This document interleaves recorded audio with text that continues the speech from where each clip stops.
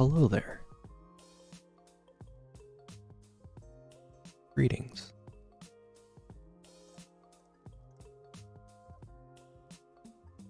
Doesn't really do a whole lot. There. Howdy. How we doing? Hope everybody's doing good.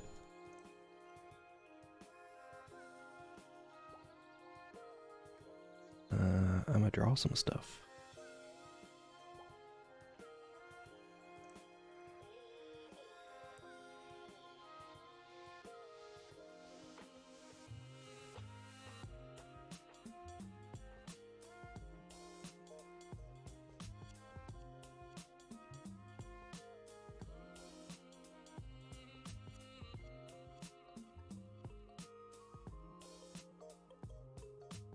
You're gonna make one swell bear.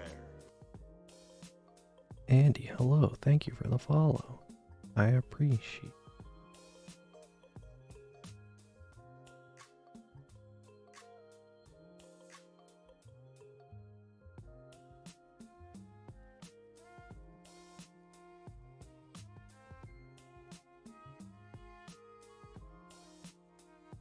Where I've decided to start with this is not at all helping me. I'm gonna start this way instead.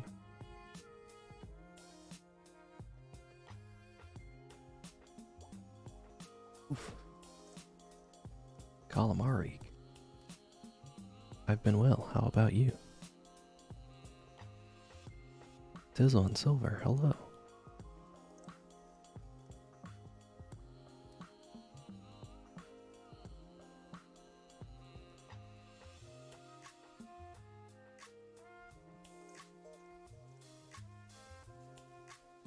guess who it is? I would assume that it's Andy. Hello.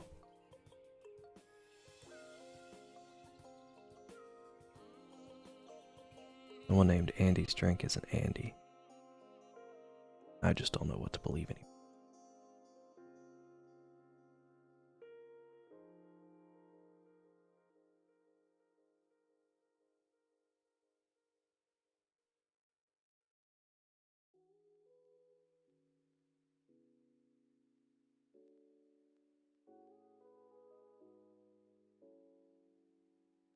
But how is everybody? It's like cold. And you're gonna make one swell bear. I'm like annoyed about it. Taro, hello.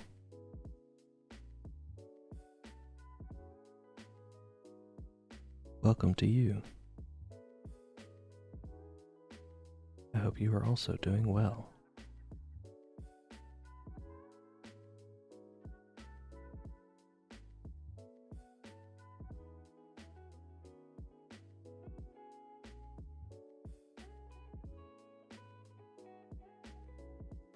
You're gonna make one swell bear.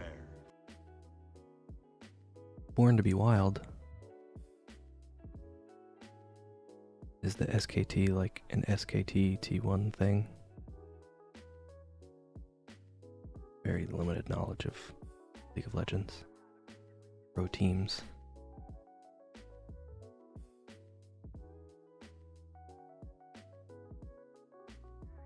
Cheesecake Factory. Don't know what that means in this context.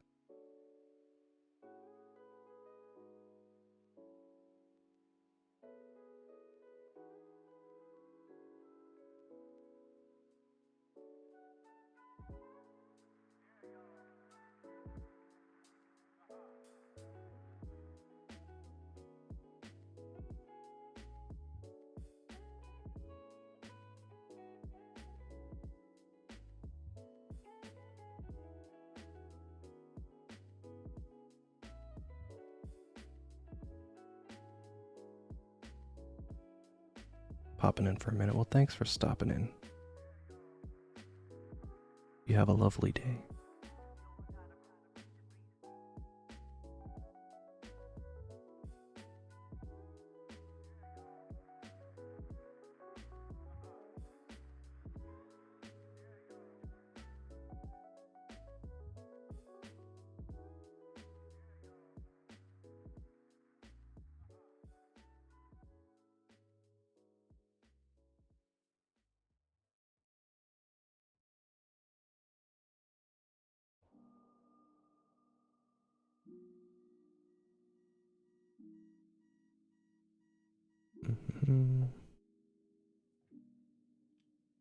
This way.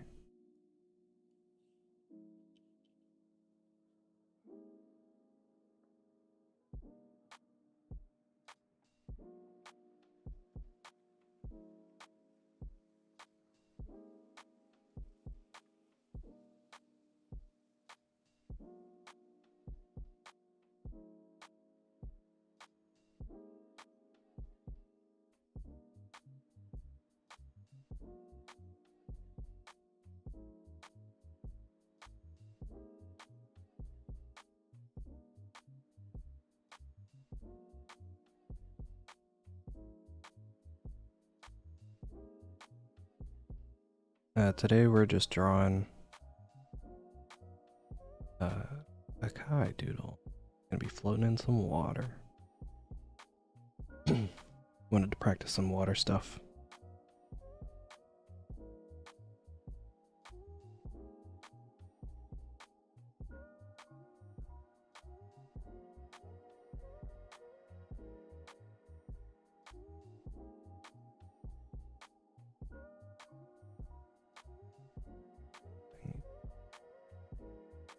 Be a little.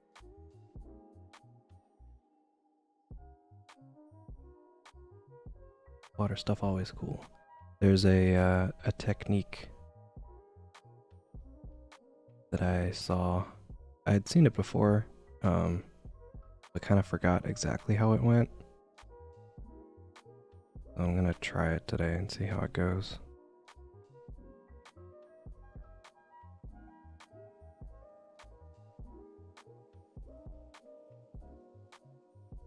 And you're gonna make one swell bear. 80s. Hello. Thank you for the follow, I appreciate it. Hope all of the souls in their underworld are not being horribly unruly and are all generally being pretty nice.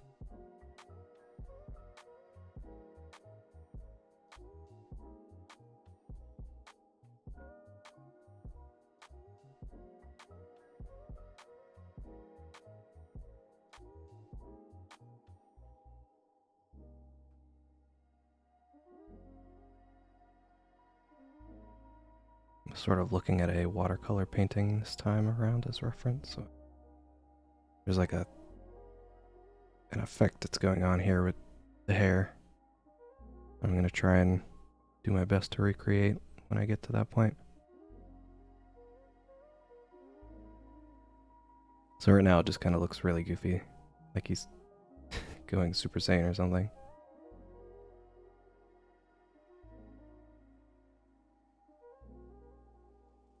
General.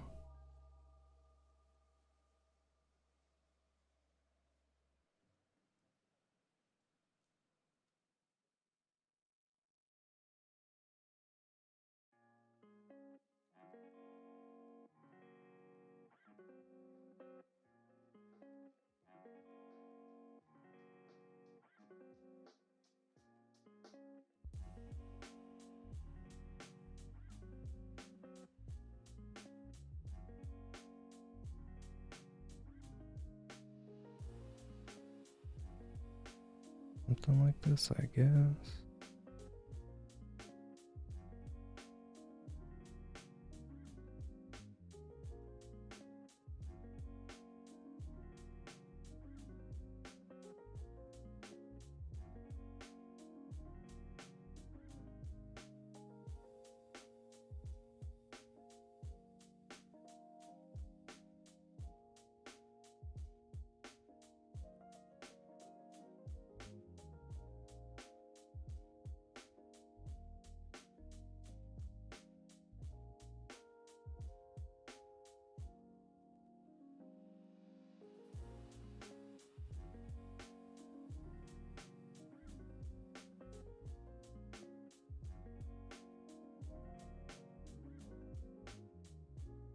I'm tempted to flip this so that his tattoo is the thing on this closer side, but I always do that for him, so I'm trying to not do that this time. Just because I always get to see that tattoo from the one angle, and that's about it.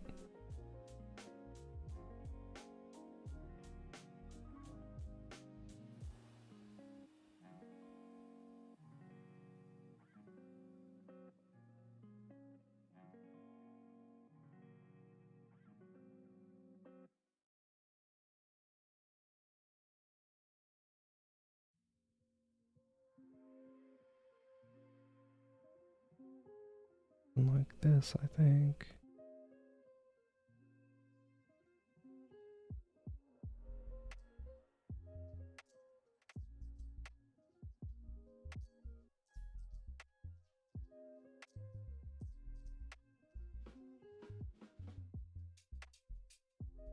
Hello, Polar. I'm gonna assume that's a good thing you said, but I don't speak anything other than English because I'm a big dum-dum. But welcome. Yeah, I'm gonna need to do this.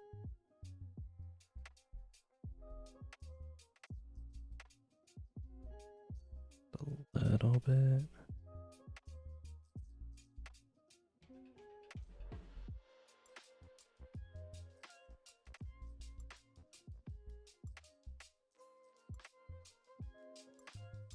Yeah,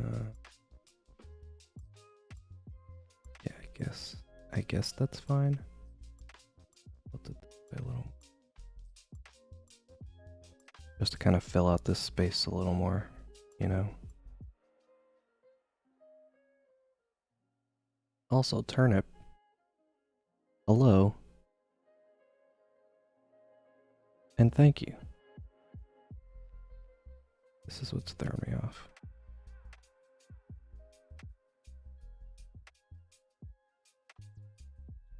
Angle on this is all weird.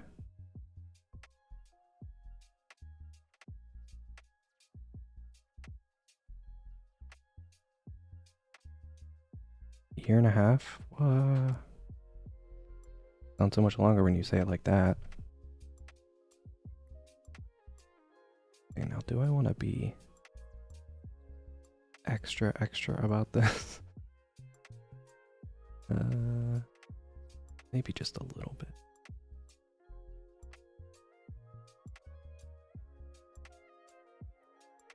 We got this.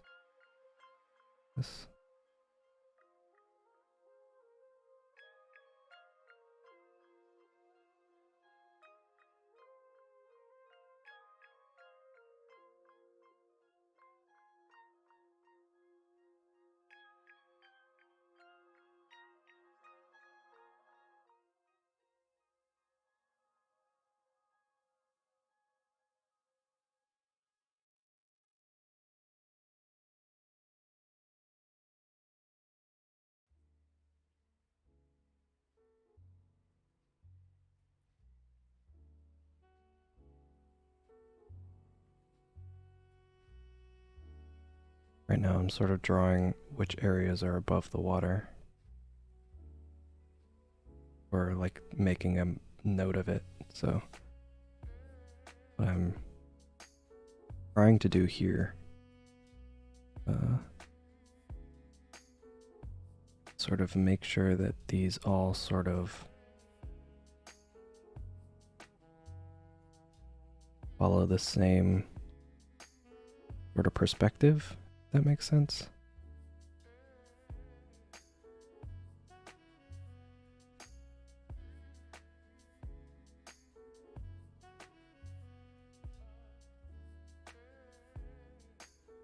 Maybe a little there, but not a lot.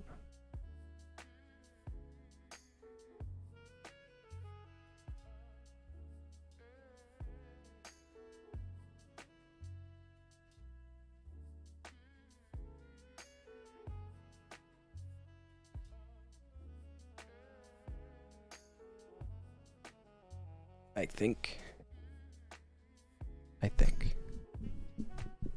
If your membership was a baby, it'd be walking and talking. Oh no.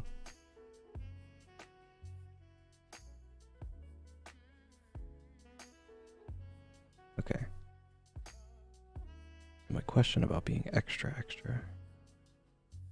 comes from, do I want to make everything below the waterline a little bit wiggly?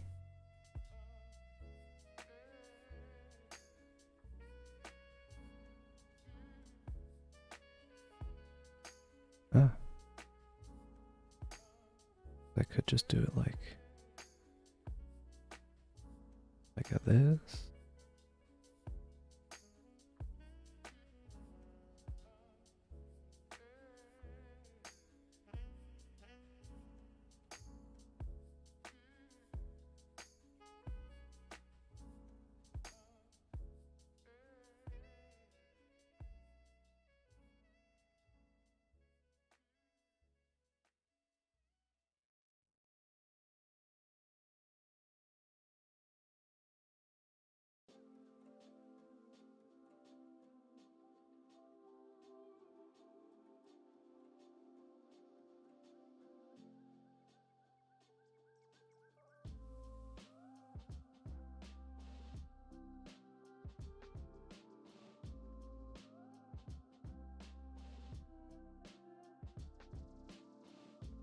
Or maybe I could hit it with like a... Maybe I can hit this with like a filter later. I won't worry about it that much. Like I can do some liquefy nonsense to it or something. This will... Right. But...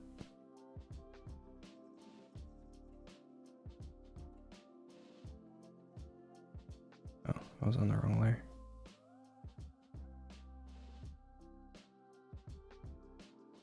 Would be a little smaller. A little. Here.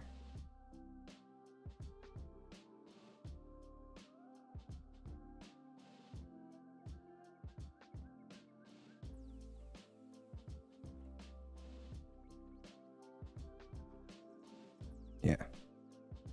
Let's go with that for now. Gonna go with our small brush.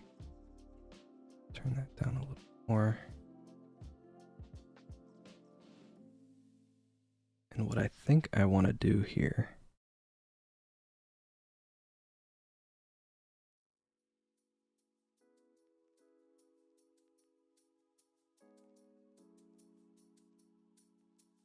is I'm gonna separate all of the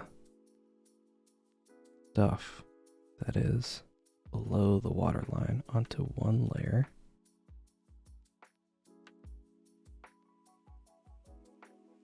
And I'll do everything above it on another layer. We'll see how that goes. I have no idea if it's gonna work.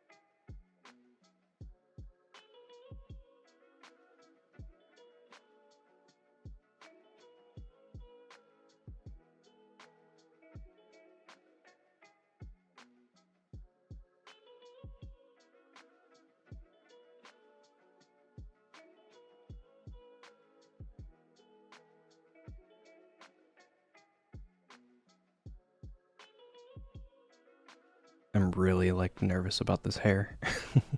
I have no idea if it's actually gonna work.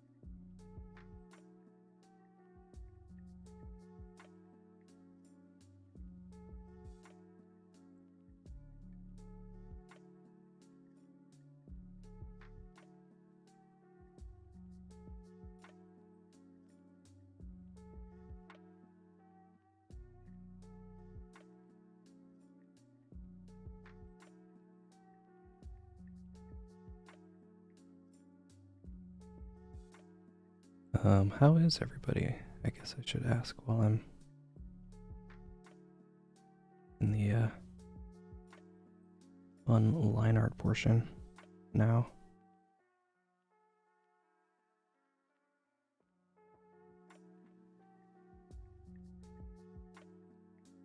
Haru, hello.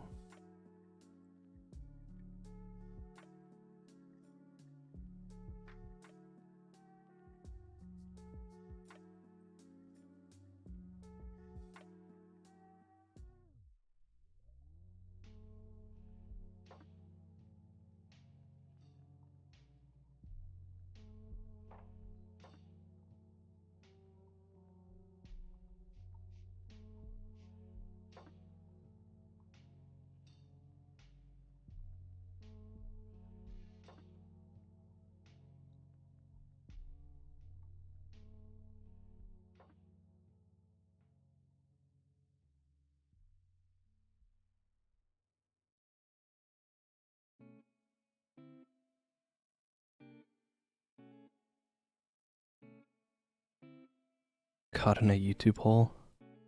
What was in the hole?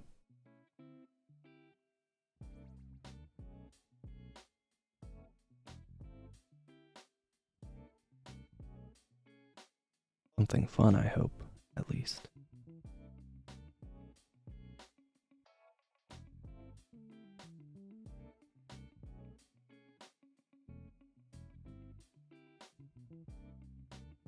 Stuff that Rouse might find interesting, so conspiracy videos.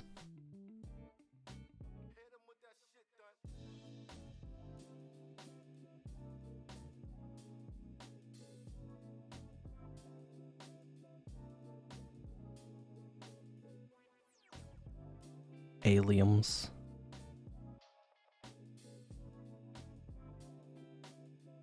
Burger, please.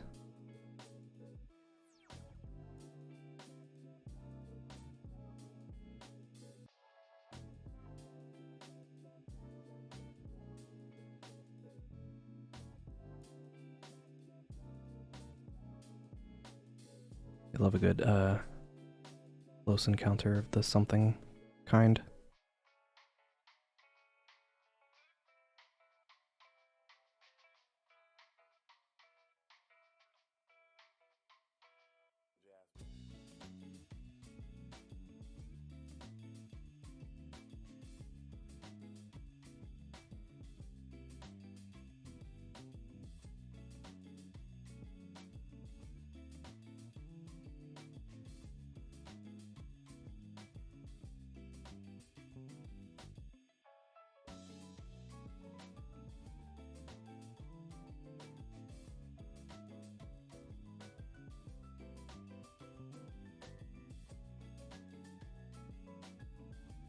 I was debating on if I actually wanted to stream or if I wanted to keep working on D&D things. I decided to draw.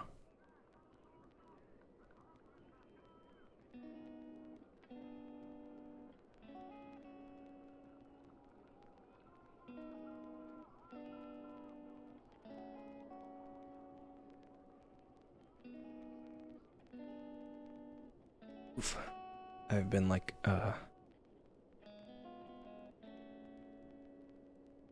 setting up this campaign that I may or may not run. But at this point, it's like, I can't stop thinking about it.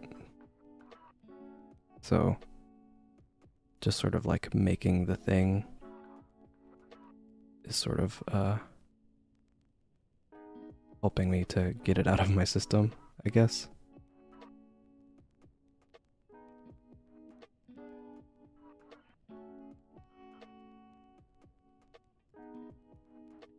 But part of it involves like a place that the players will be going back and forth to a whole lot, and I really like when people get to use really fun and cool like items and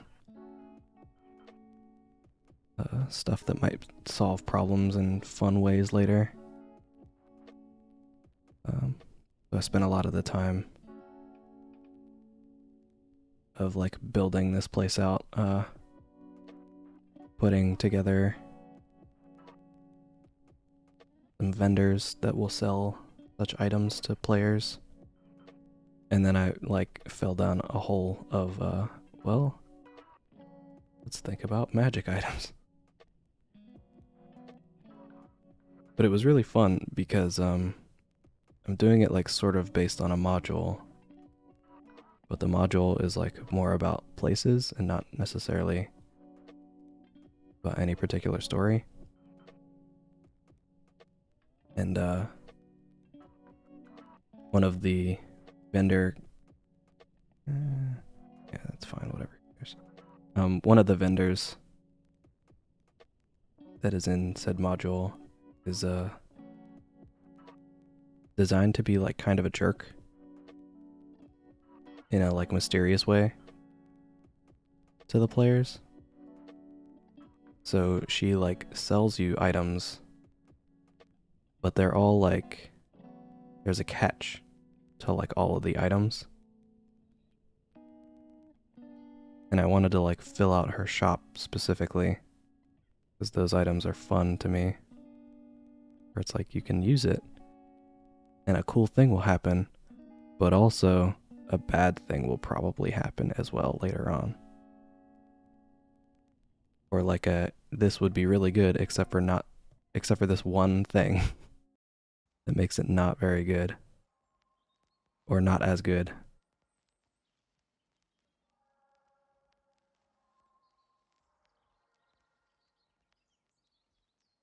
So I spent a lot of the time like looking up items that either fit with that or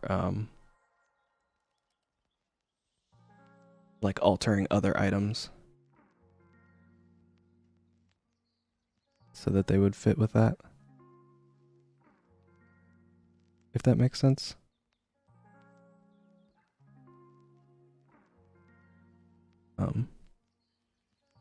But like as an example, I guess, I'll talk about the item that was my favorite, which was, I mean, there were like 2 or 3 that I was like very excited about, and I'll just mention these because it's not like a huge spoiler, I guess.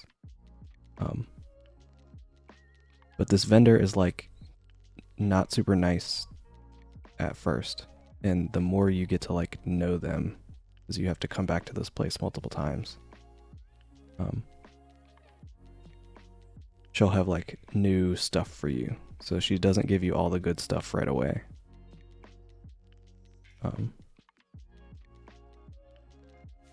And one of the like later items is one that I found called the All or Nothing coin, and it's very neat.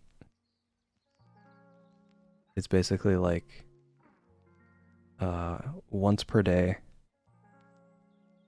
whenever a character would make like an attack or a check or a save of any kind that would involve them rolling a d20, they instead flip a coin. You can only do this once per day, but when they do, instead of having a number from 1 to 20, it's either a heads or a tails. If it's heads, it counts as like a 20, but if it's tails, it counts as a 1. I was like, ooh, this seems like a really, really fun item.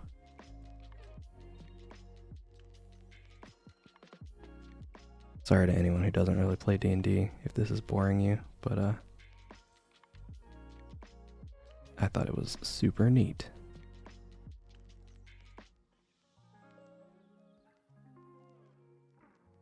I'm like tempted to have that one show up earlier just because I think it's really cool.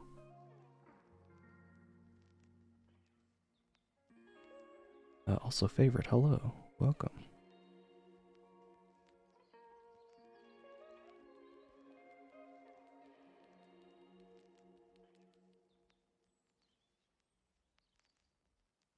I think that's everything.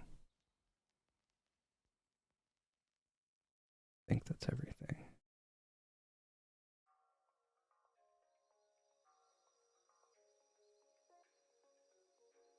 Turn that down just a little bit.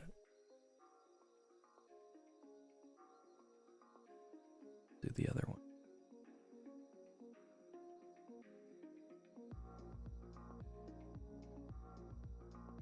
Jack Raiden, hello.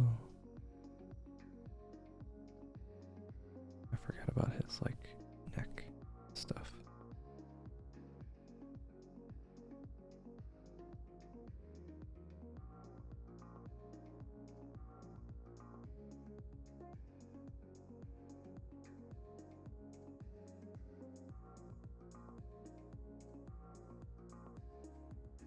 Don't really know if this is going to turn out okay, so I hope it does. This, above and below the water thing.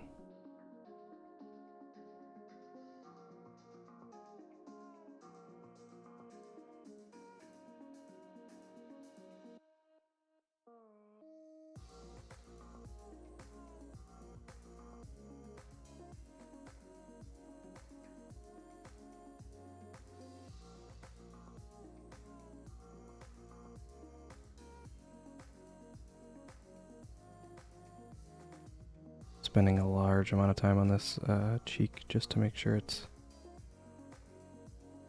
not very squared, but also not too round, if that makes sense. It's a fine balance for this guy in particular.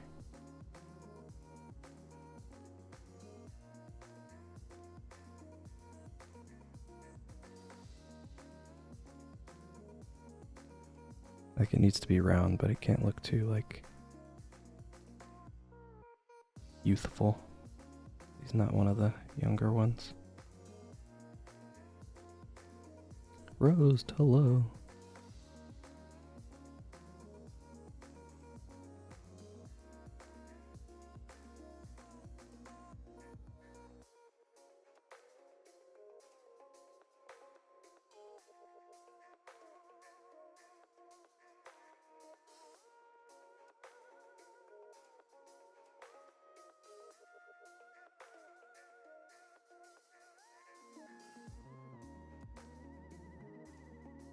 It is, in fact, a Kai drawing.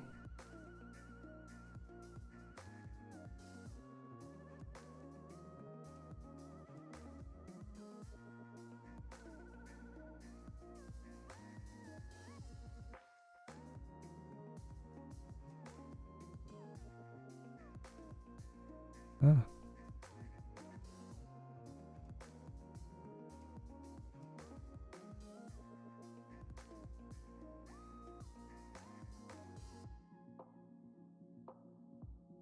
You didn't miss seeing the rough sketch? Yeah, we're still close to it.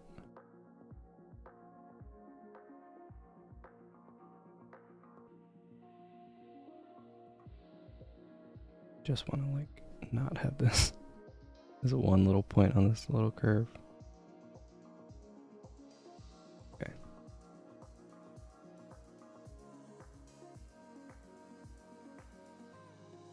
Oh, you smooth things over with the guy? It's great.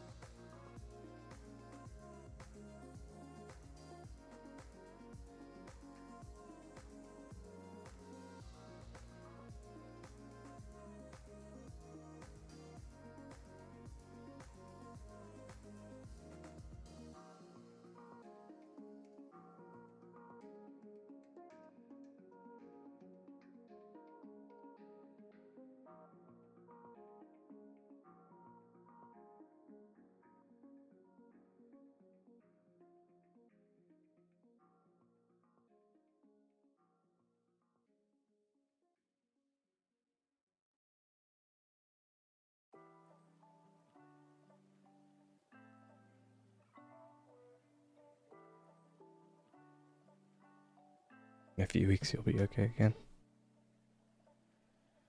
Well, as long as there's a chance. Still got time.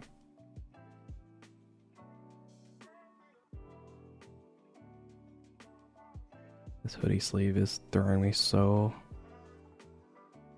off. I'm wearing a hoodie because it's cold.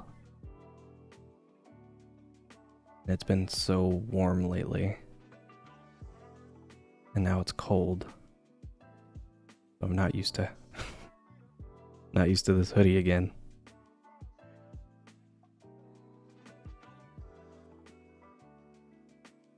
In all the seasons this week, it's kind of annoying.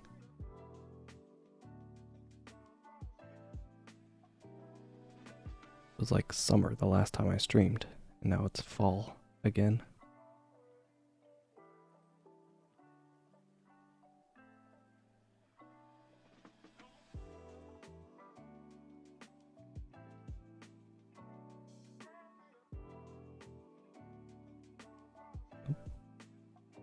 Thing.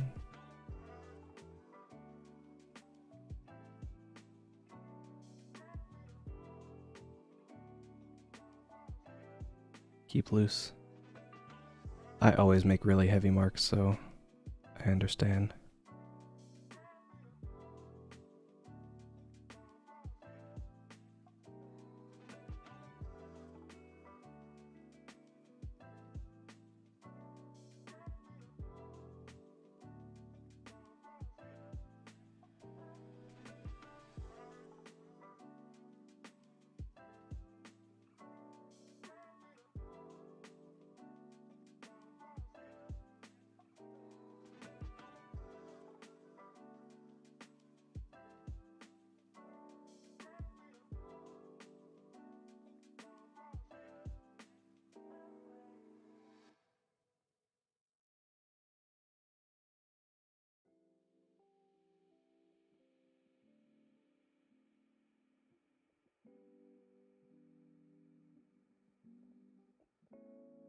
Not having all of your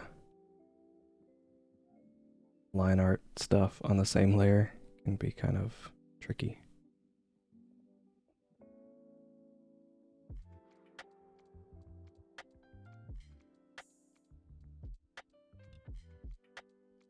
Kind of throws off the flow sometimes, you know? At least that's what it feels like here for me.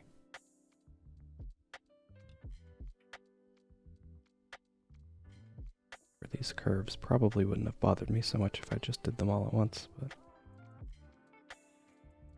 I had to do some of them later.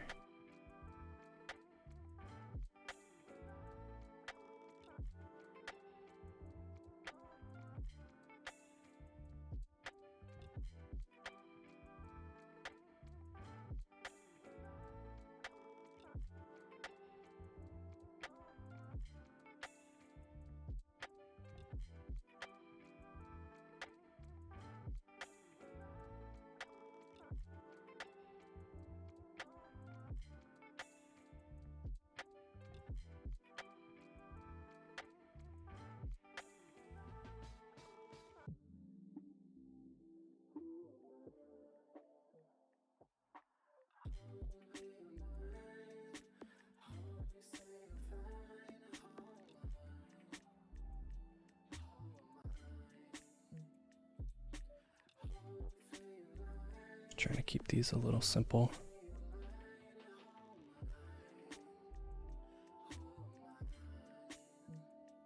Oh, drawing on paper is the cause of the heavy marks. I get you.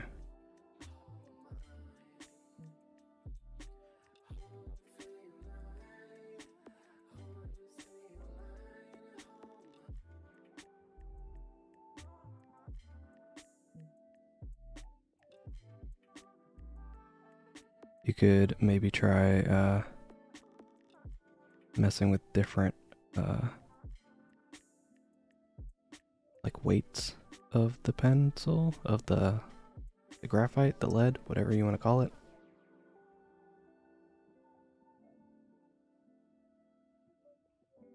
Sometimes I would find myself making much heavier marks this all a bit here. I would find myself making heavier marks because it was just that I needed to see the lines better. So if I used a softer than average graphite, like a 2B or something, it would help to alleviate that a little bit. Plus, the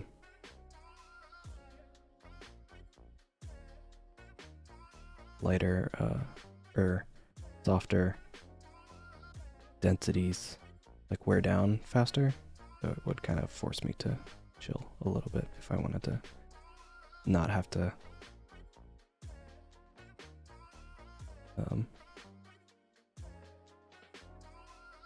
go and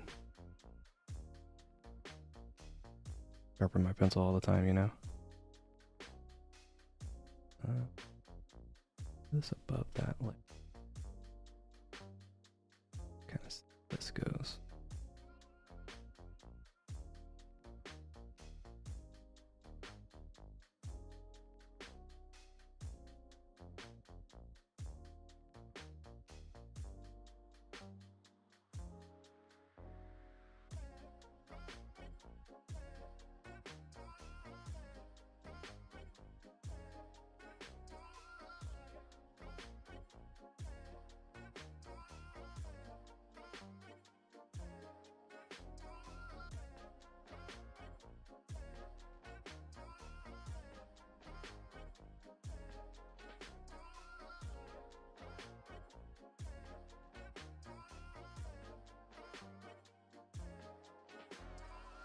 I think that's all right.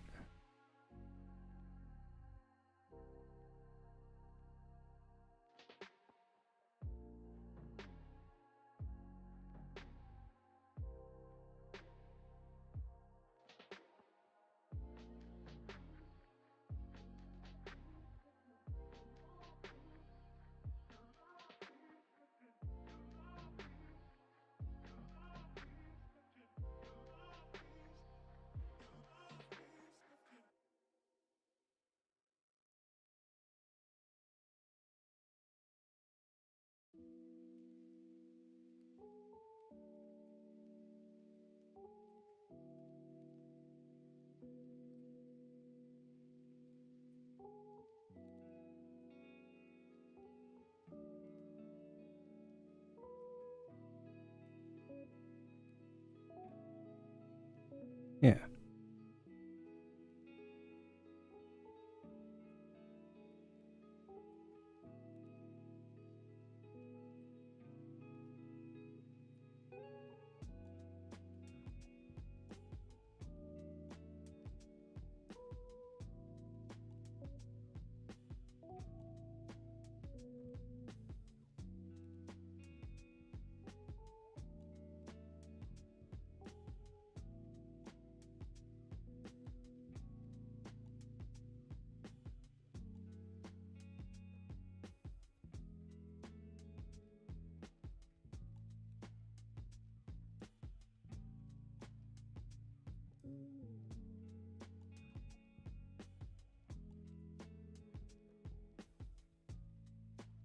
I think that's fine. I think that'll work.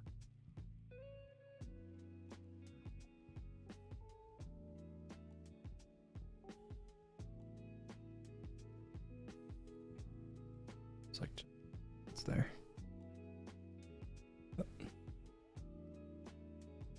Usually draw with mechanical pencils, I understand.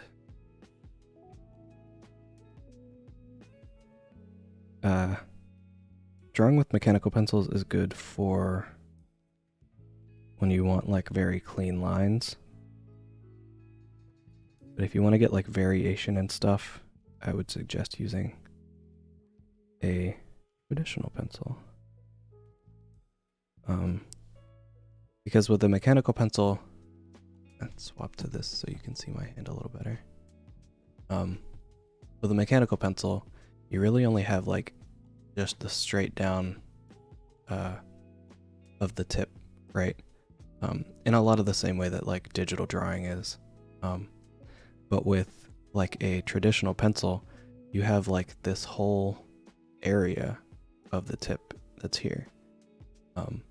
So you can get like variation with your pencil from just kind of holding it differently, like putting it on the side. Like this doesn't super work digitally, or even that much with a mechanical pencil because you'll be rubbing up against that plastic so much. But with like a traditional pencil, you can get a lot more variation that way, in terms of just like holding the pencil differently. It can give you a lot more variation for stuff in your sketching and line art type stuff. If you're not going for like straight up super clean lines 100% of the time.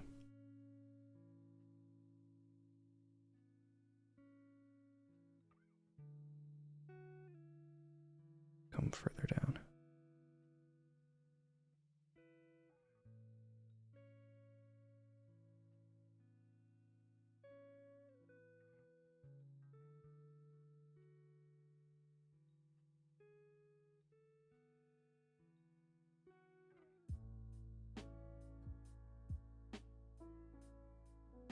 Consistent line width with no pressure variation. Oh.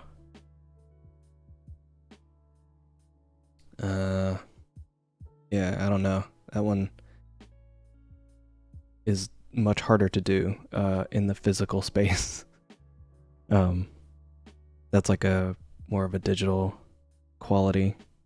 A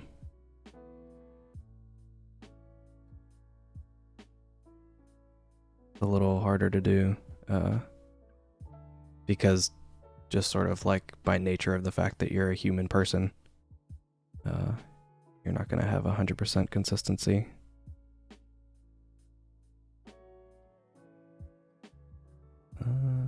Okay.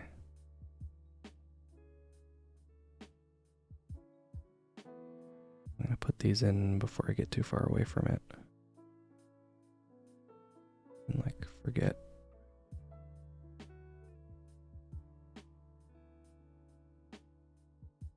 Same with his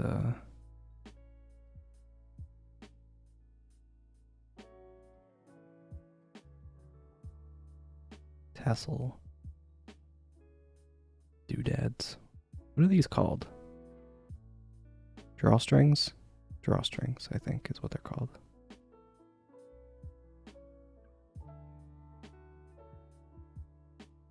Those look like tassels.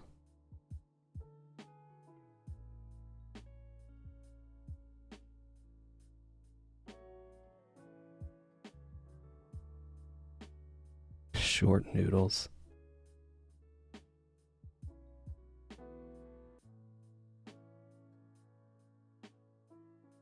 Delicious. Yummy short noodles.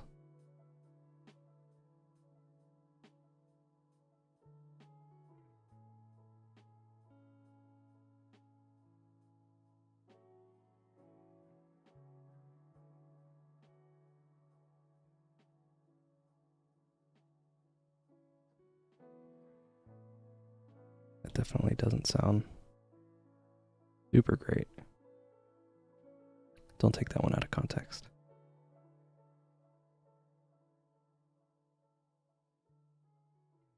Feels like some kind of innuendo or something.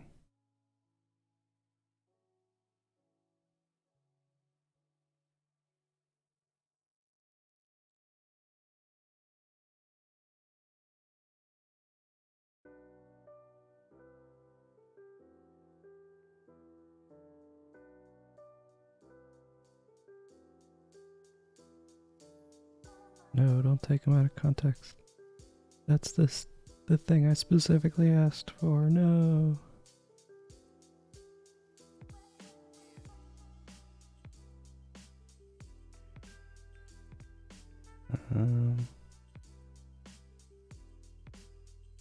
What needs to be moved?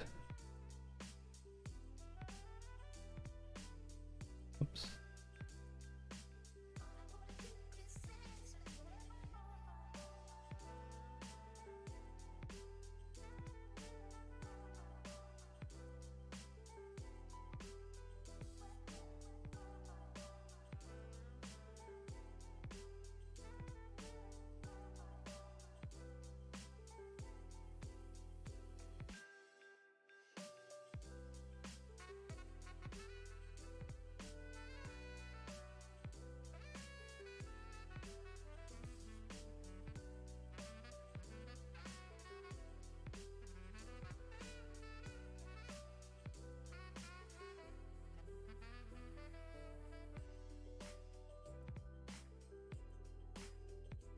I feel like I'm gonna be coming back to this a lot.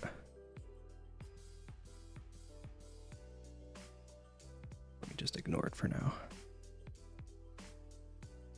Let's do this part. No, wait, I have to fill this in first. It'd be kind of hard to see otherwise.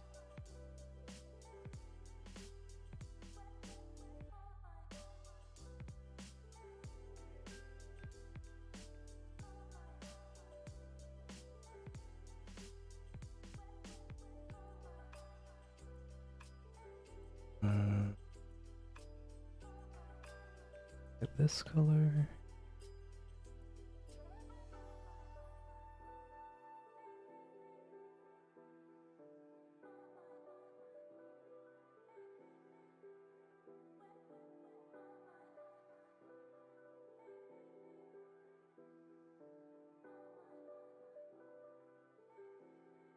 Color. Wait. Okay.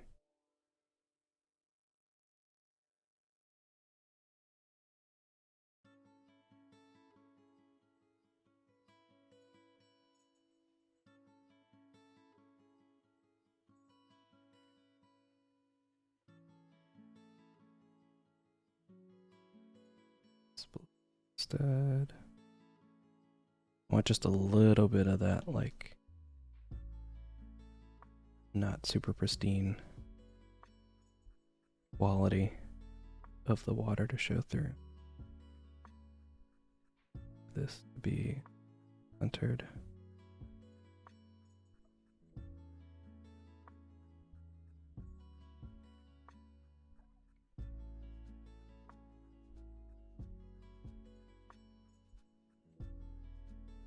Mm-hmm.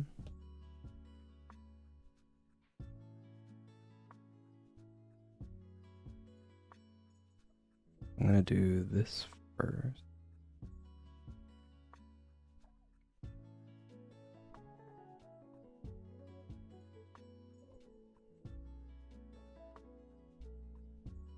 And I'll do like tattoos and stuff after. Wish Jesse would give more than a handshake. Everyone wishes Jesse would give more than a handshake, which is why he gives only handshakes. He's not much of a hugger.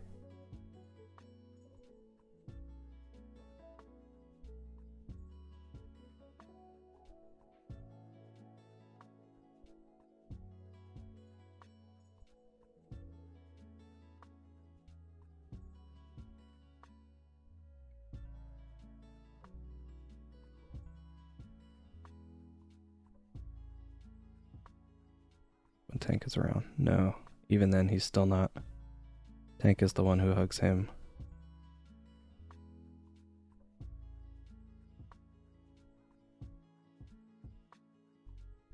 He only really like hugged him once.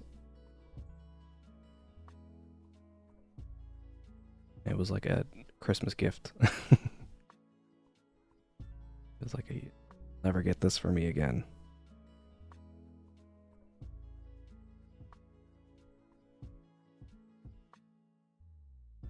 Every other time it's just kind of like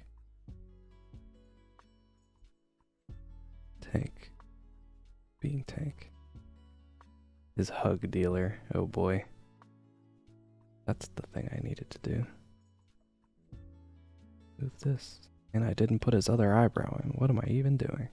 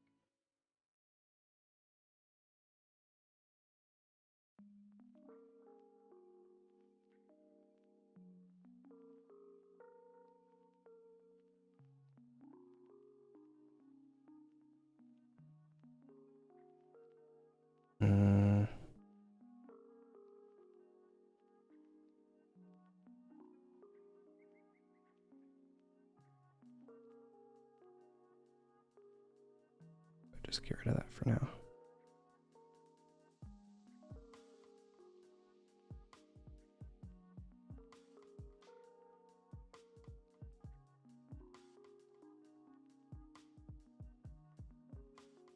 That's Tank. Is everyone aware of Cecil?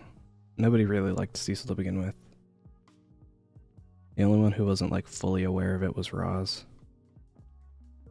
And Tank, of course, but Tank likes everyone. It's like his... That's his whole thing, man.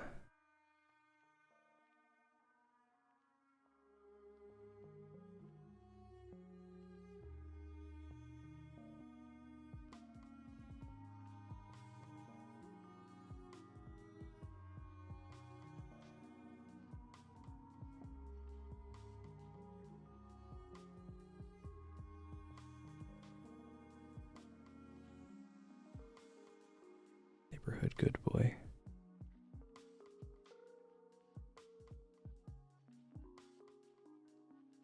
I'm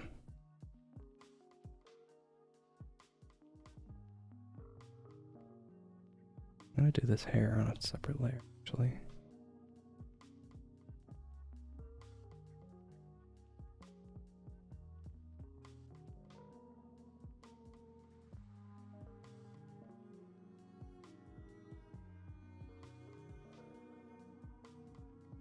It's like way too big for that.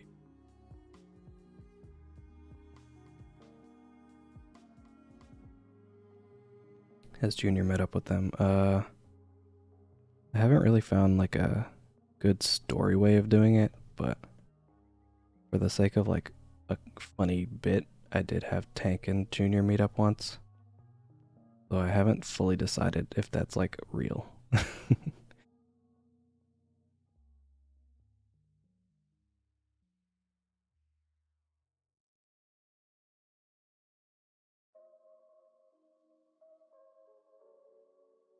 Just gonna do this for now.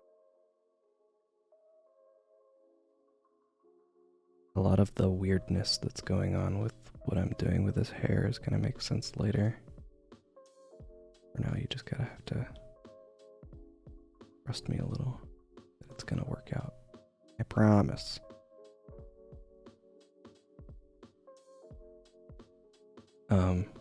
But yeah, other than that one time that Tank and Junior did a handshake for a bit, Junior hasn't really hung out with any of them.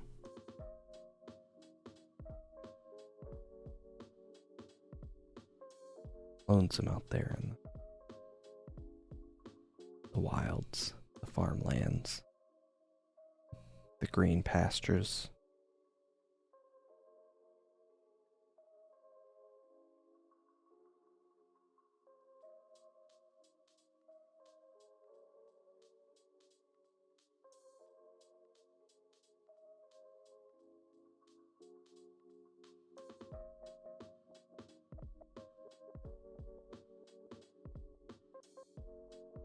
Junior's farm to a haunted hayride. That was part of the idea for the Halloween thing, but it was like, I'm not gonna have time to do this whole other thing. So I just decided to focus on their interaction with Cecil instead. So maybe next year I can use some of those goofs I had planned.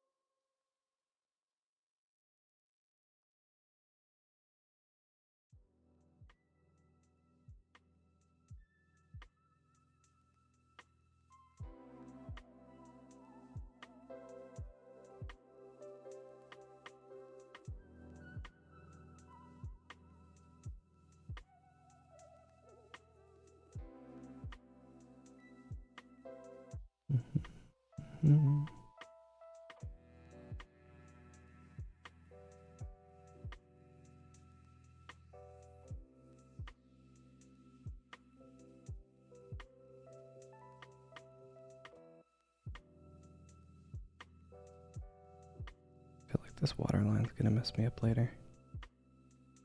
I also feel like I'm constantly fixing other line at this point.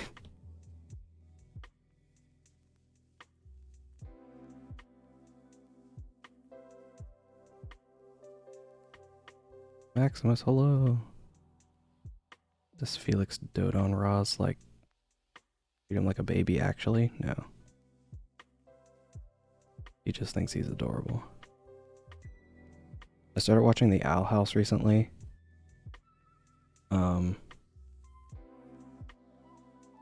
And the Felix-Roz relationship is kind of like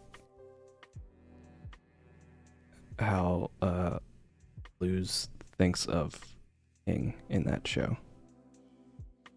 At least like 6 episodes in. I don't know if that changes later. That's how far I am at this point. But the way Luz is like, oh, he's so cute every time. That's like Felix to Roz.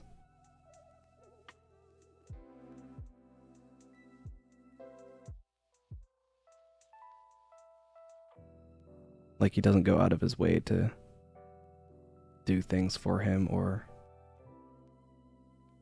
like put him in situations that would make him extra adorable, but it just kind of works out that way every time. Do I want to know? No. Why would I want to know that? I don't want to be spoiled for shows.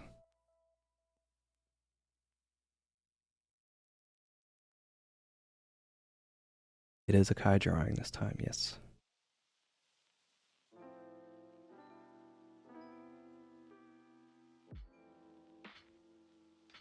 Do some tattoos.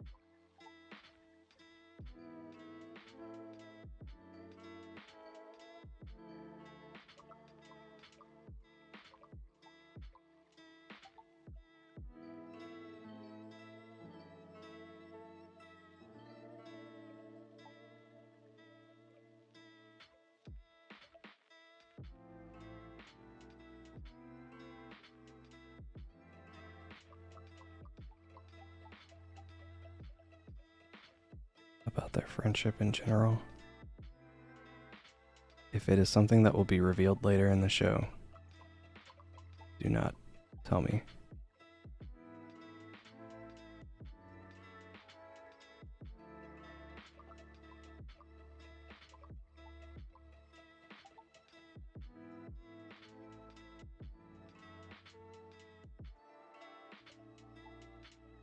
In fact, the way that you're sort of talking about things now, don't say anything else.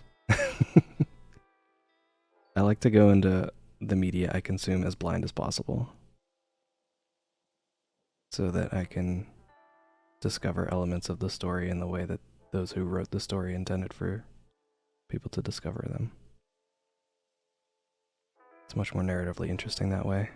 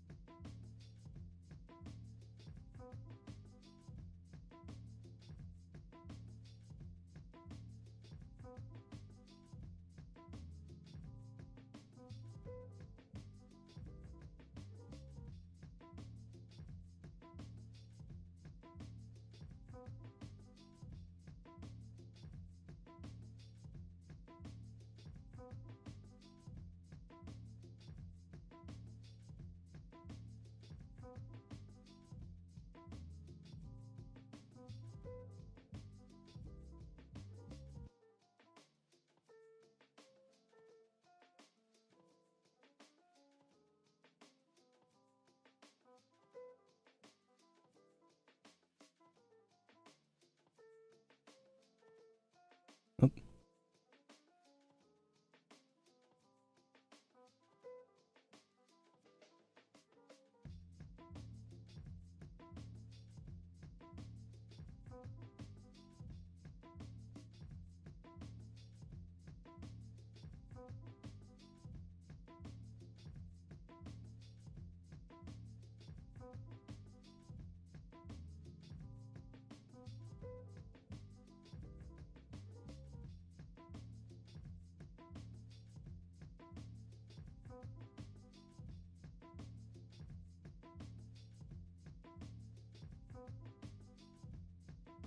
Let's see more about Roz. Roz has definitely become a fan favorite, which I did not expect. So, you're definitely going to see more of him. Because he's fun to draw, and every time I'm like, who should I draw? He's usually one of the higher suggestions.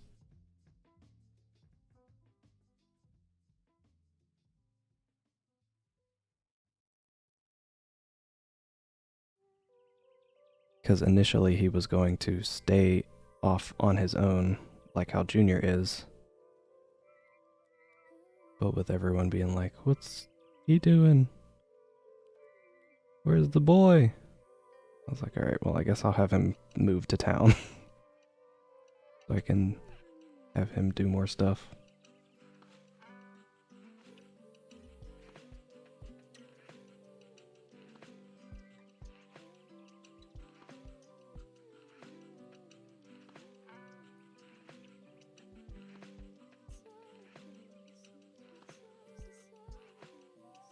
New characters introduce new stories, bound to become beloved.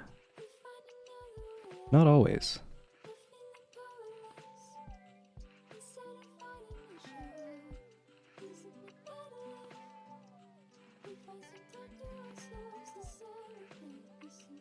Not as much love for Diesel when he showed up. We were just like, oh yeah, he's here. People liked him, but it wasn't like, I need more of this boy. Especially once he started showing up in stories, being a jerk.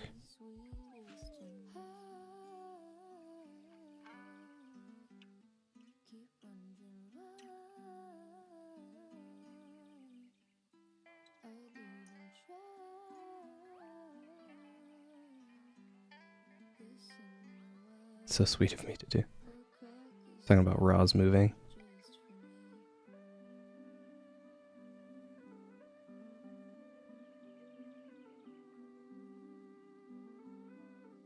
Do my best.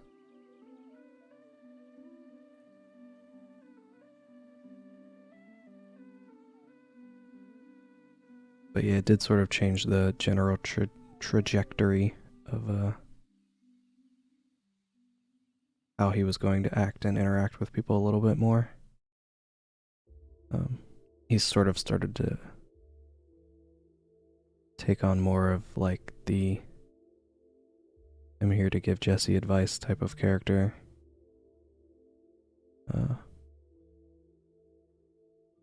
Which is primarily Junior's thing.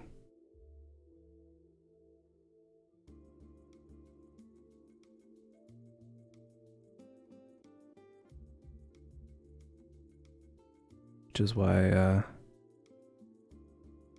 I was so excited when I kind of came up with that. Oh, well, what if he can't swim and Kai's teaching him how to swim thing? It sort of gives him his own little growth and development story, I guess, that's separate from Jesse. And it'll sort of take away a little bit of the overlap that he had with Junior in regard to like giving Jesse advice about stuff and being generally insightful about how Jesse feels after having known him for so long.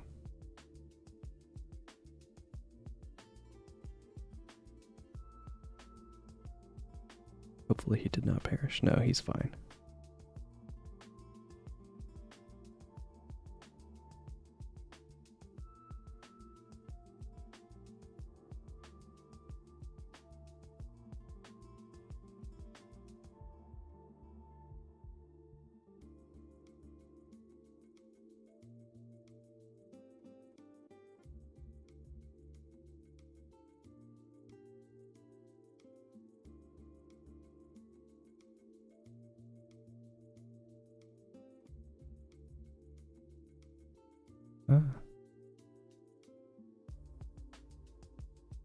This tattoo and the one on his left arm that I did earlier are always the harder two. Feels like they would be easier, but they're usually the most annoying.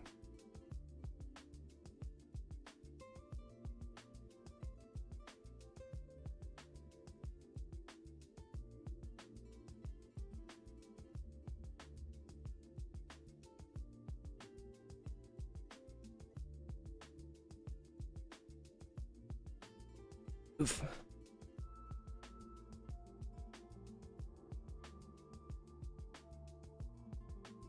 No, Felix would not be that upset if it was Jesse that was the one who did something.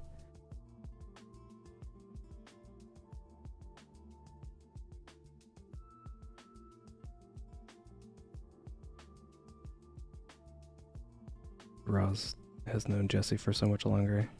He's just like, oh, that's just like their deal.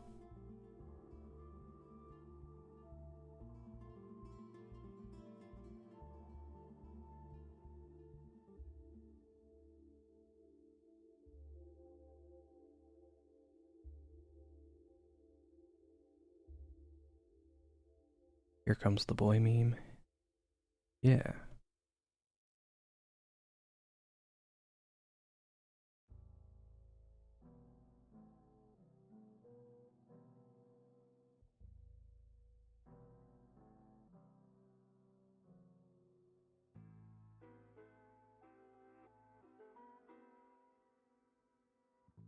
Find myself singing that song more than I probably should.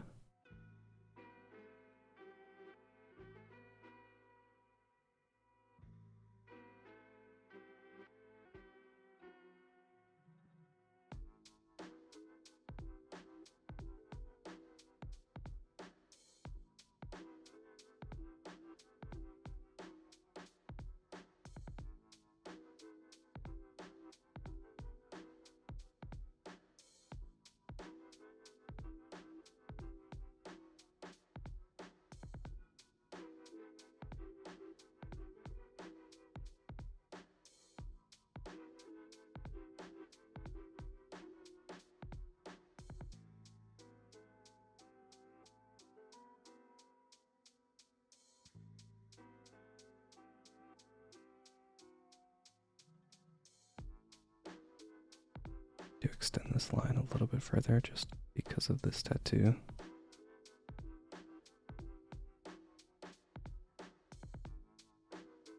And you're gonna make one swell bear. Lucky Benji, thank you for the follow. I appreciate it. I hope you're doing well. Not the right layer.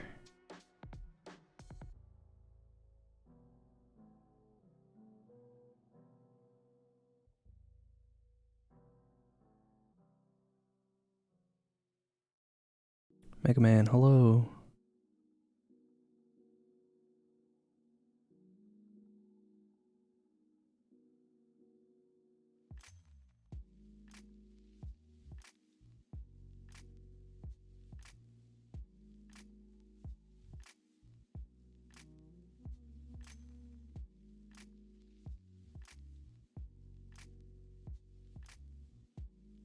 Tips for drawing flowers.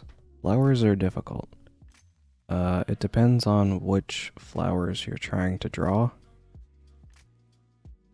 But if it's like a lot of like Yeah, it really depends entirely on the flowers you're drawing and how prominent they are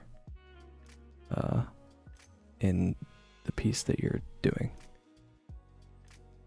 Like if it's just like a bunch of like wildflowers in the background or something, you can just literally get away with like putting a dot of color down on the page and then it's like, oh yeah, that's a flower. But if it's like very prominent right in the middle, just like Google some pictures of flowers, really. Find one you like and just try your best to recreate it as best you can. But with everything, it's always just like, you don't know what it looks like, look for reference, and it'll make your life a lot easier. And thank you, Benji. I appreciate that. Glad you enjoy it.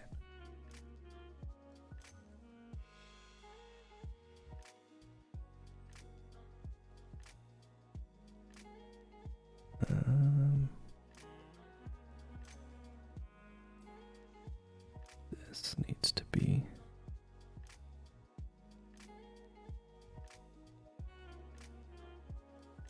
more like this shape.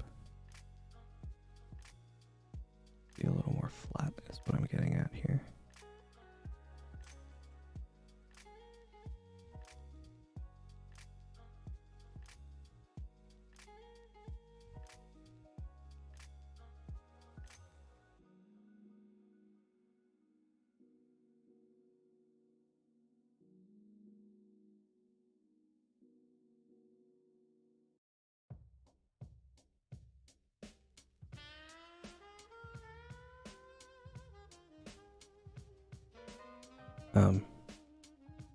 Sorry, I got distracted by these tattoos, but yeah. Flowers in general are like, oh, that's far too large. Are, they can be varied, can be very different.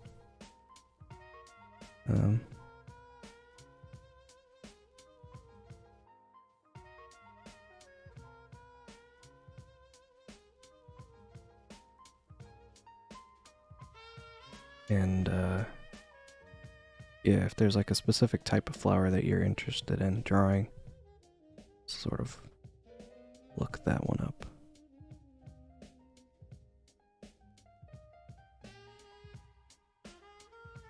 But people have all kinds of like little tricks for like sort of the more popular ones like tulips and daisies and roses.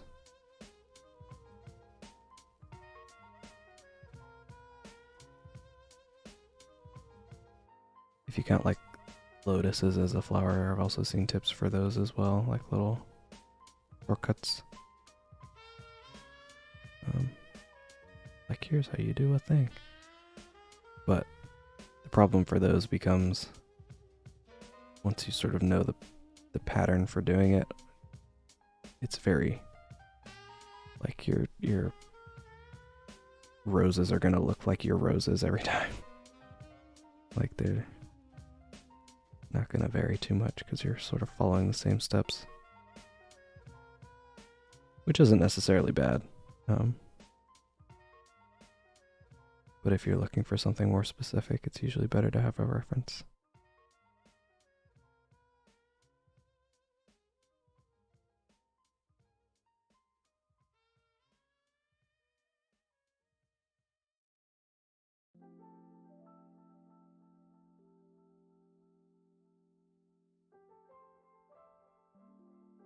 I'm gonna say this is close enough. I think it just looks weird because I don't usually see this much of this leg.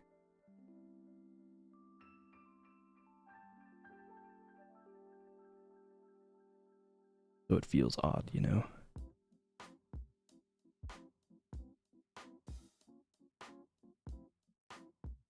Bit of this here.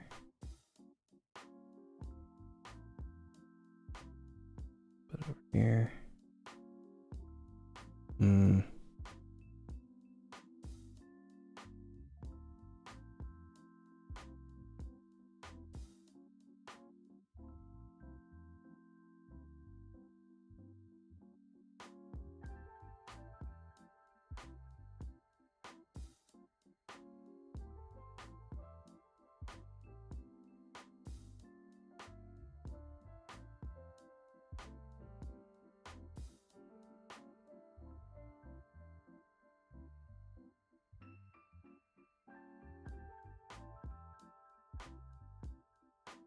Sometimes this will happen where it's like a thing that looks weird and wrong that I don't catch until I put color down. And that can be very annoying.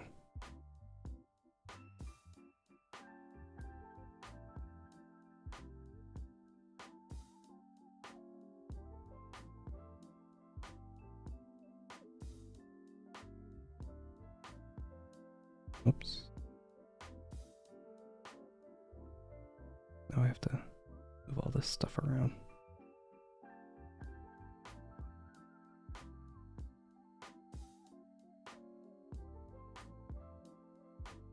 But that's part of the reason that I work on so many separate layers, that when stuff like this happens, it becomes slightly less annoying to fix.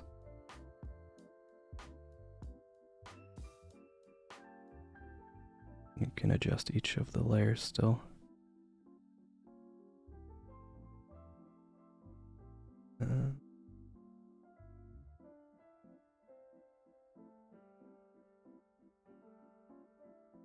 Enough.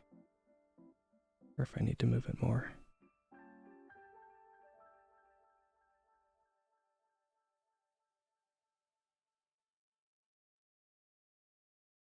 think a little bit more.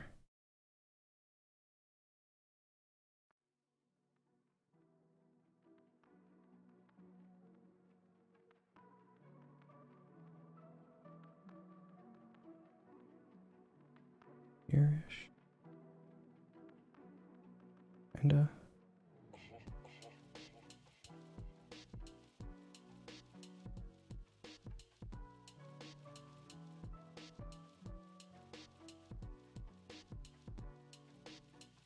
Oops.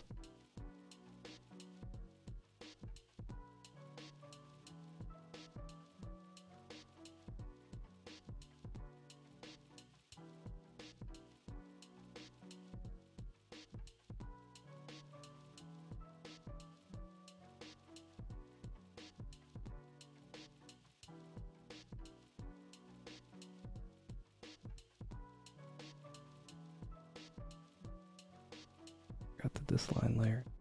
One for that cheek are separate. I didn't have to dance around it as hard.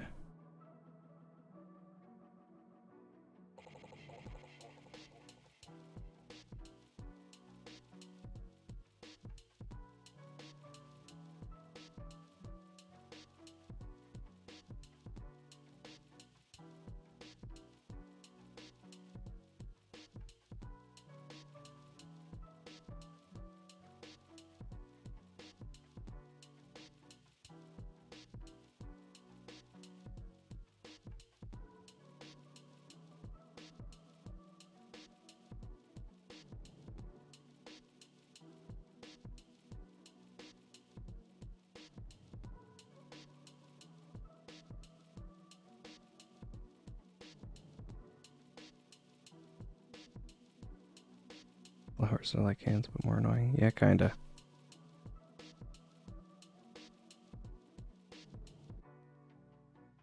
The annoying thing about flowers as opposed to hands is that you kind of have to find like a specific reference.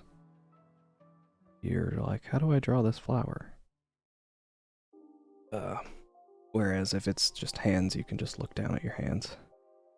You don't have to look for reference quite as often.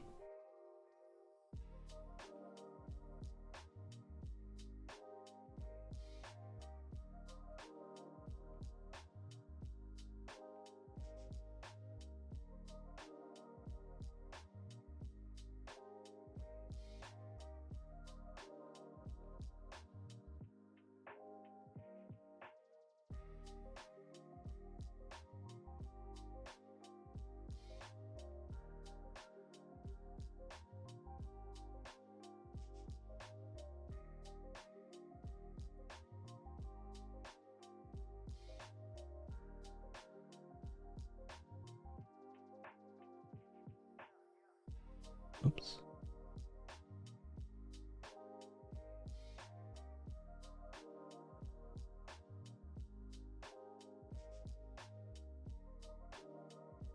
Okay.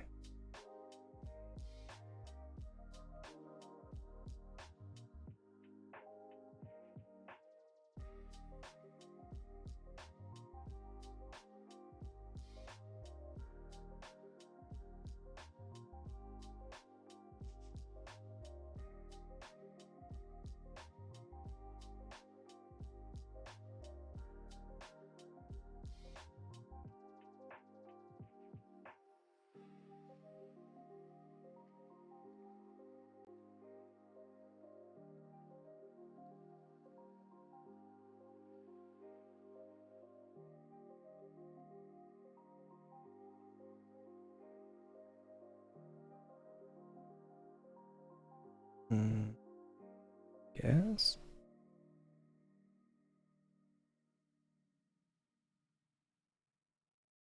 Okay. Oof. Make sure that I this before I forget about these.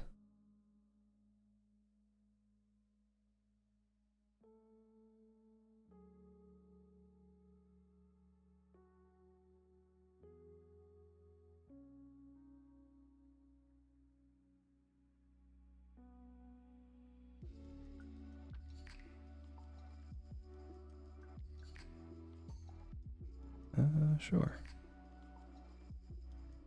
Okay. Now I can do all the other stuff I'm gonna do a second ago.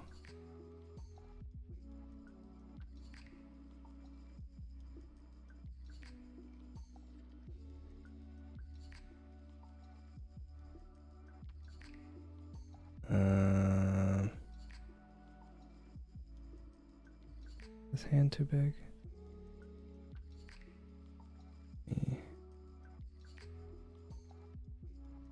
Yes.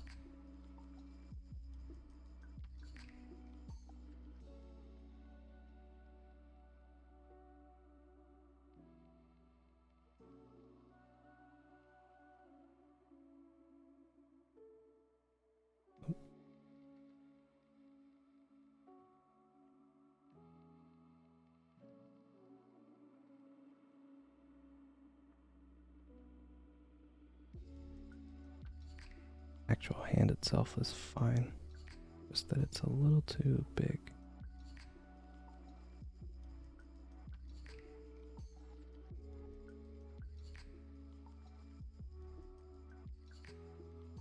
Compared to the other hand and how far it would be away from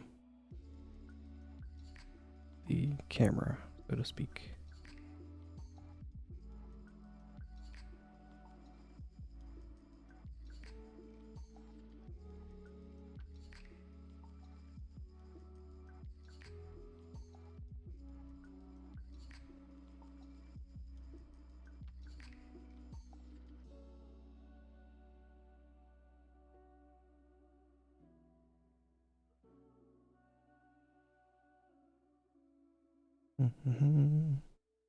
Okay. That seems fine. There's some stuff with his legs, but it was like that the whole time. Just slightly bothering me. So I'm gonna ignore it. Hope it doesn't bother me too much later.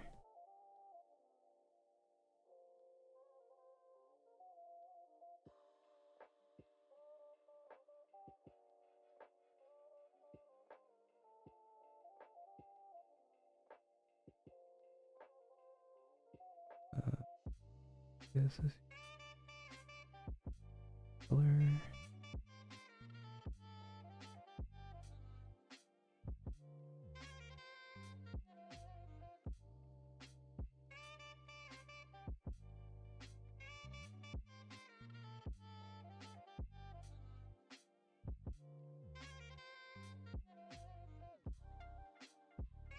Okay.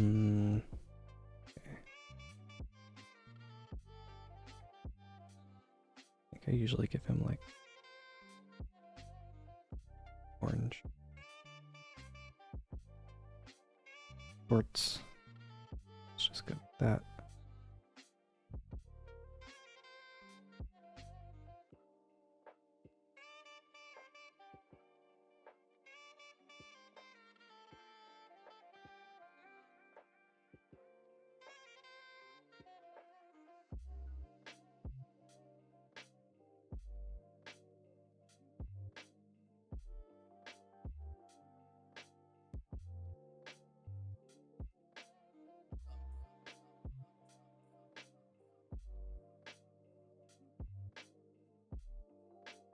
Sort of why I was a little loose with some of the tattoo parts. I knew they'd get covered up by a short later.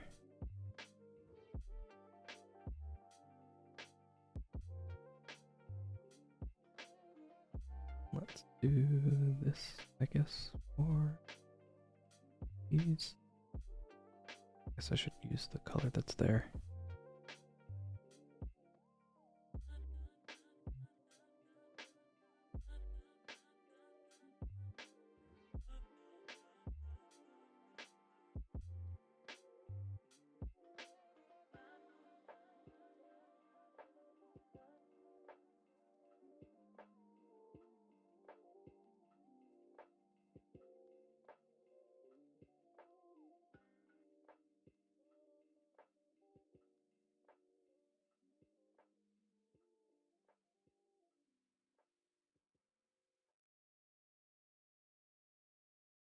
Want it to be just a little bit like darker.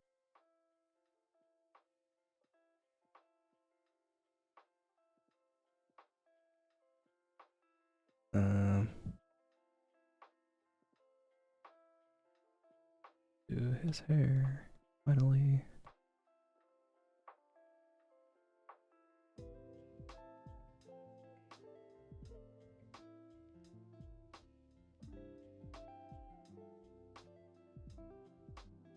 The reason I'm doing his hair on a separate layer is I'm going to be doing an effect to all of these colors, but more so on the hair, so it would be easier for me to have the hair on its own thing.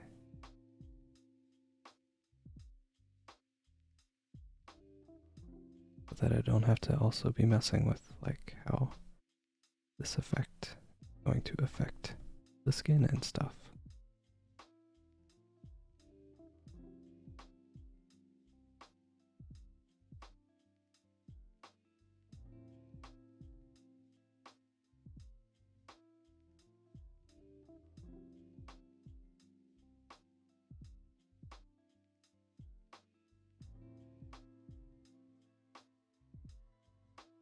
I think I'm gonna brighten up this whole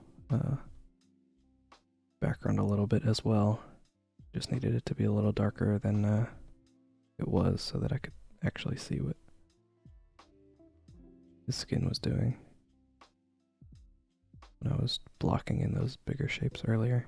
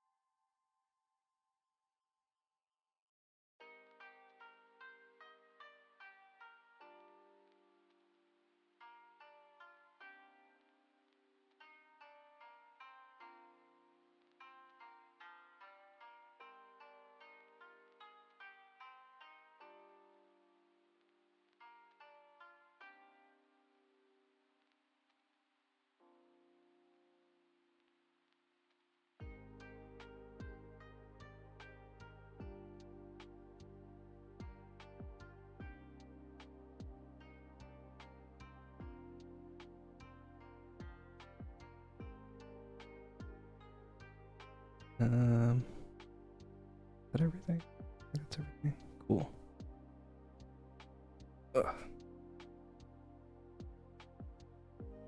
How'd I learn the water effects? What, like the watery ripple things? Mostly just observation, really.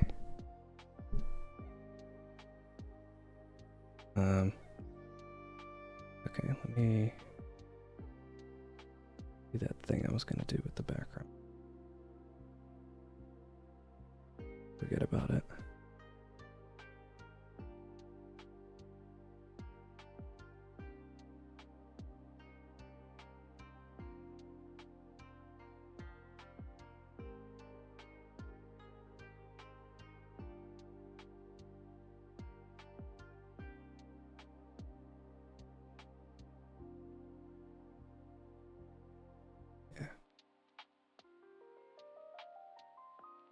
Aura, no.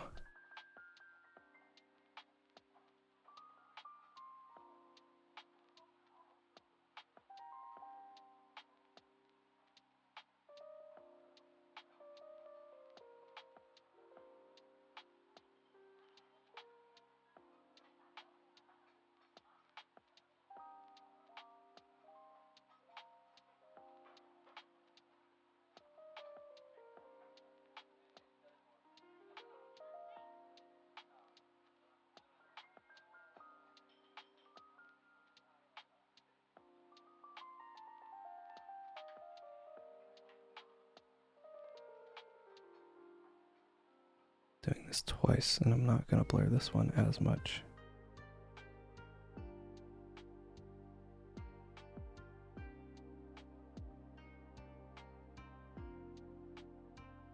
Like that.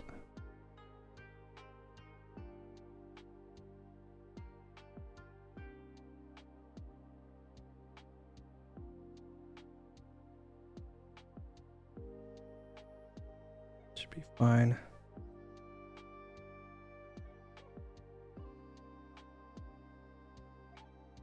So now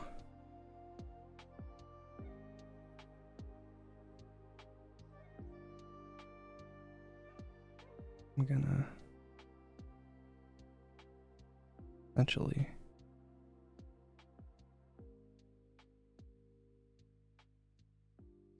filling in everything that is below the water now at this point.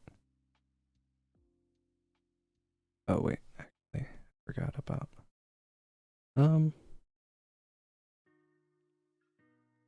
that's fine. I don't really care.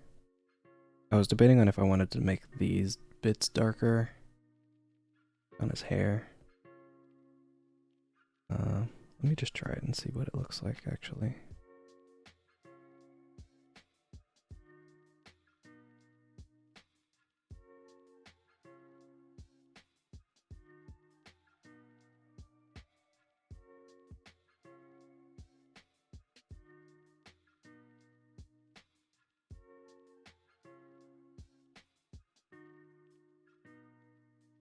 Get a little bit more depth here.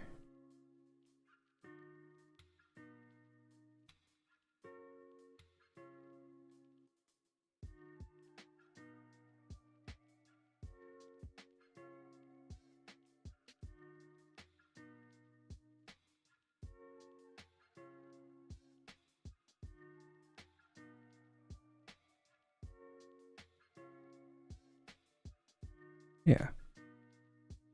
I think that's okay. And in fact, maybe I'll do a couple more, just sort of.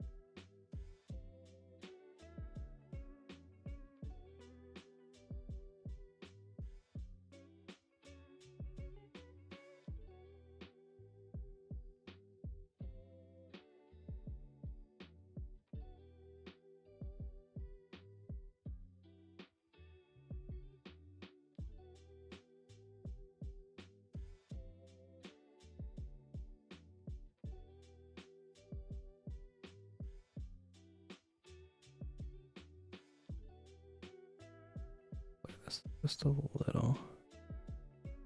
Which means I'm going to have to go back and add another thing over here, but that's fine. Oops.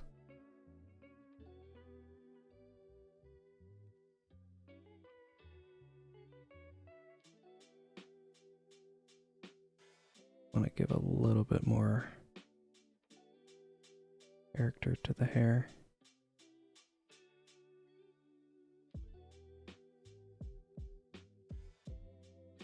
And then just have it like one big blobby shape.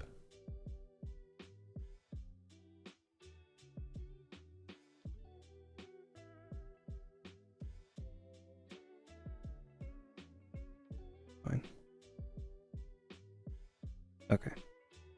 Now back to this thing. Actually, it's gonna go above our other line art layer.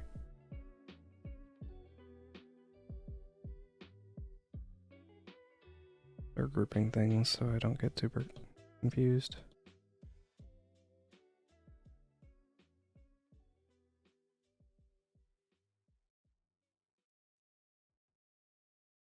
Oh yeah, that's right. Thing I was gonna do is basically the same.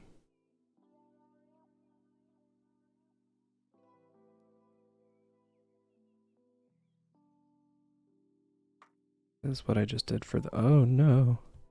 Basically the same as what I just did for the hair. But not on the hair. What is, oh, duh.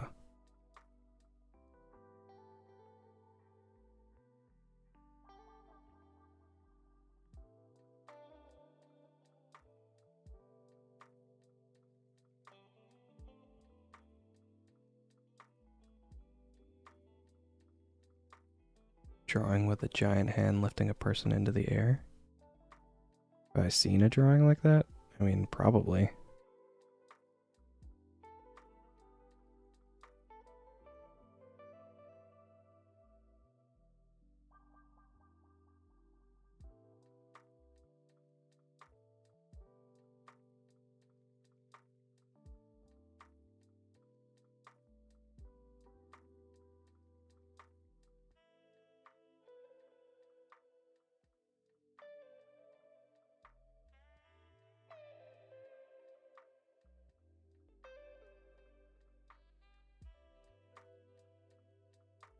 Okay.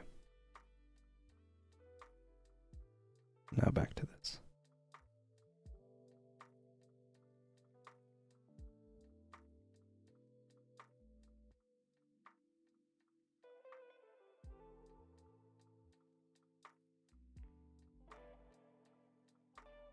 This is part of why we did the stuff above the water on a separate line art layer.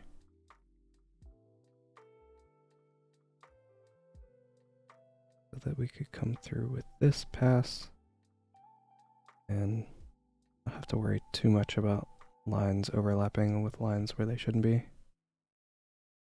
If that makes sense. Like all the stuff that's above the water line, I would need to have above this layer that I'm currently drawing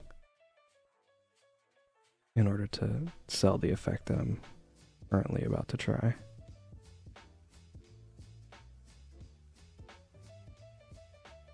So having a separate line art layer allows me to do that.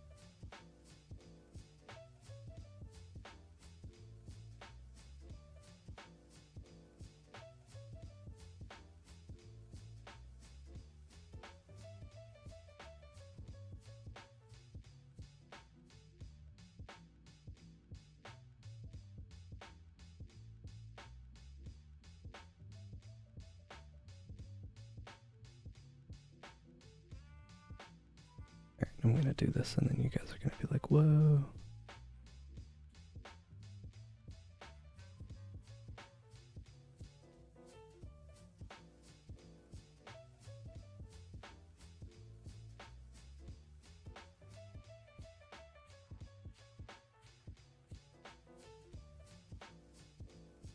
It's pretty cool, right? Really sells the stuff that's underwater. Is underwater. Ugh.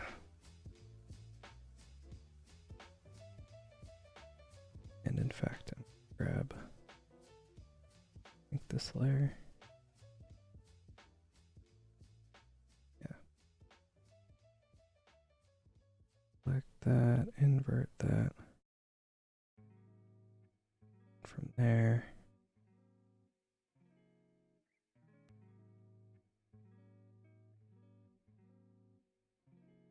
Yeah.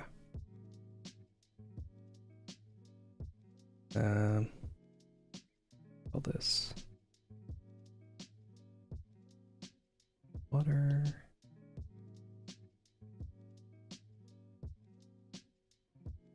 One.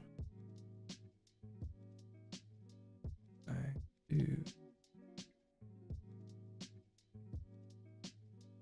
Feels like you're in a giant glow stick.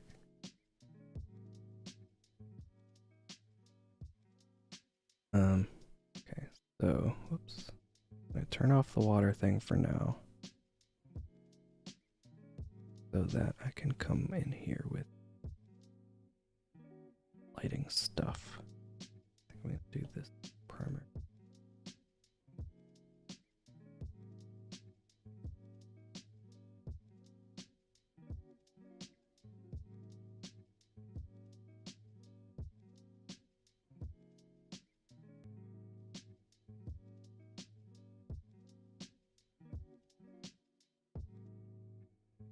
Oh no.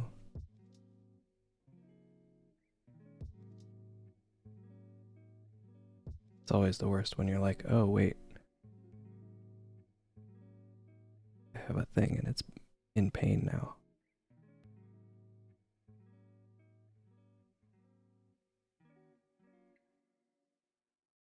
Oops.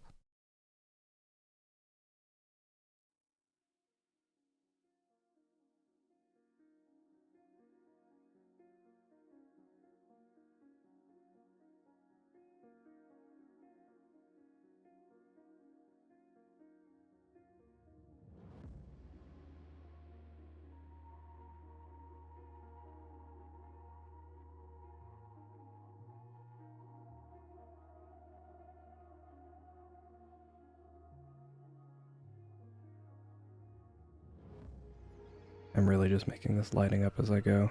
I have no idea if this is actually going to be accurate. We'll find out together.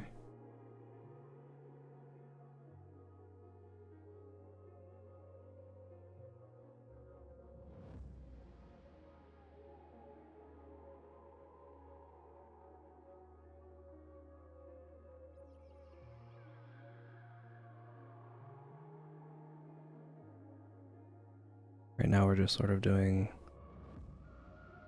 very big shapes for the light stuff.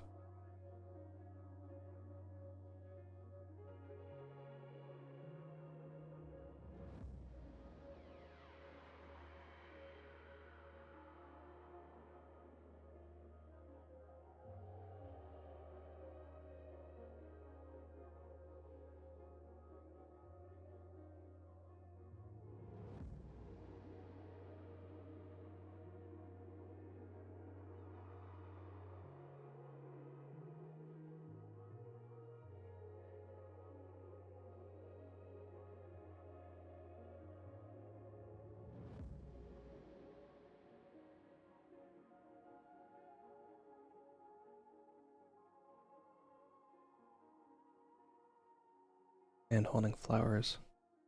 Flowers is difficult, so to go the horror theme. That's fair. Sometimes you just gotta pivot, you know? Oops.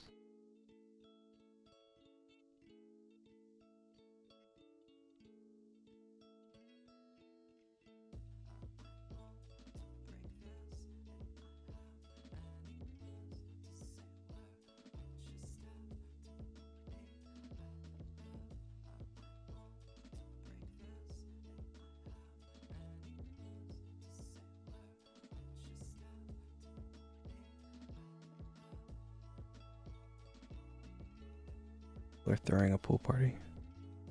Oh, because exams? It happens all the time. That was always like a thing. I forget what the name of it is. Where it's basically like when finals happen, everyone like goes to de-stress because of all the finals. This is not in the right spot and messing me right now.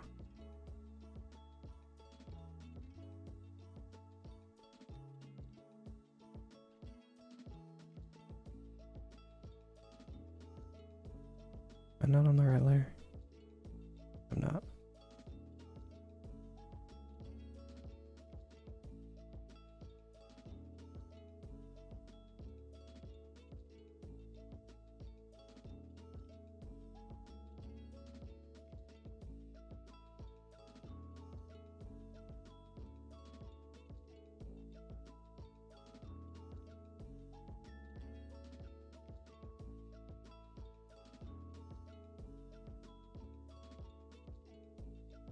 End of semester. No, there's like a name for it.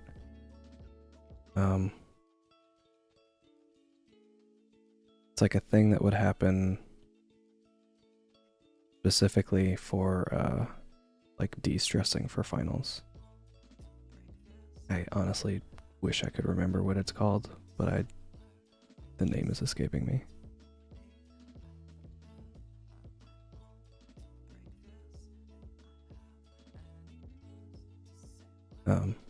But like depending on the school, I've seen all kinds of stuff for that point in time. Oh, that's all. Yeah. Also, end of semester is the reason for parties, but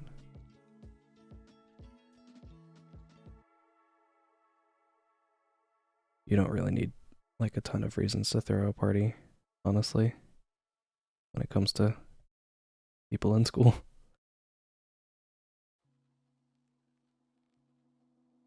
Man, what was that thing called? It's gonna bother me now.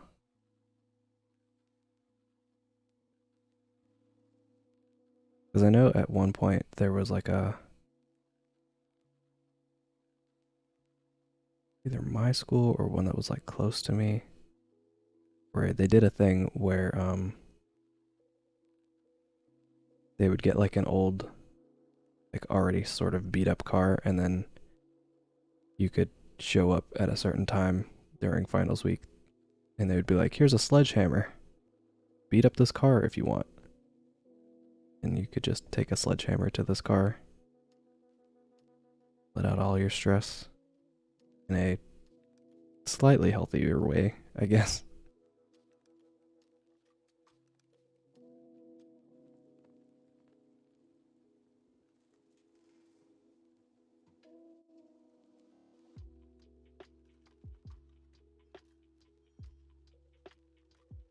There's like a name for that, and I don't remember what it is.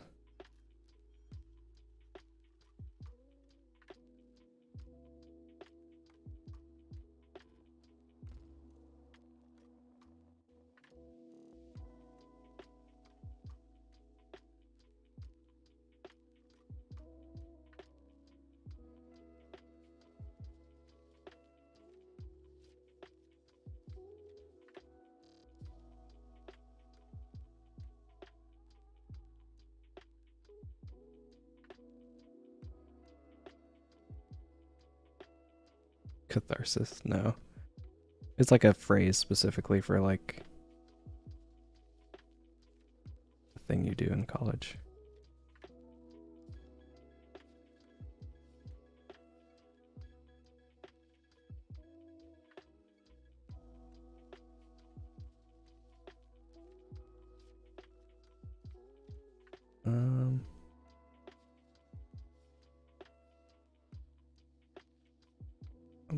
Down.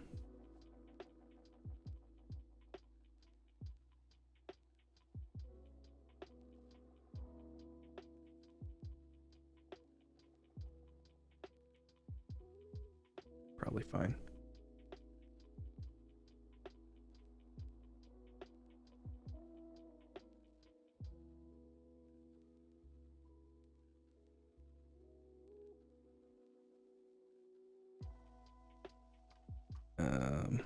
Let me see if I want to do it this way.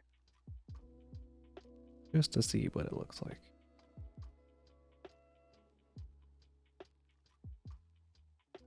Okay, I'll do it that way. Which means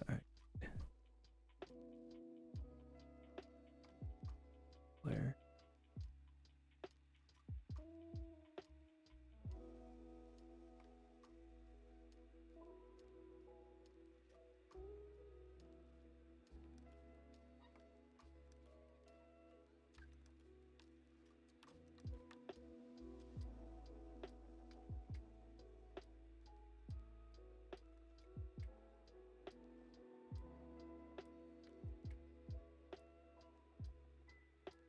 You got finals week.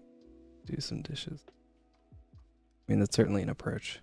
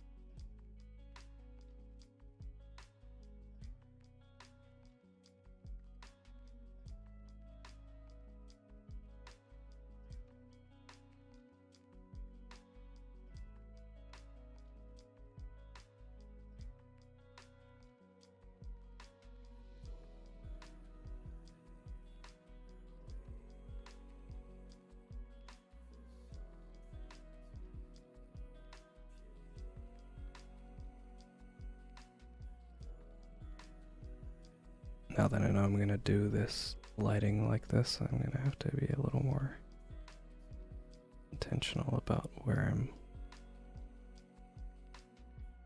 luring stuff.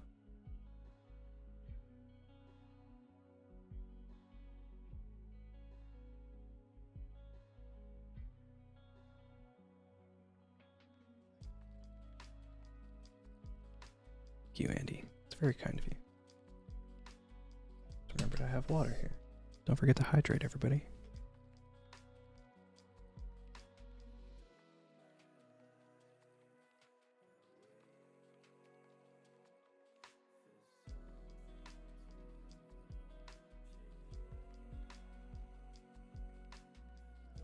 Beat the heap. That sounds kind of like it.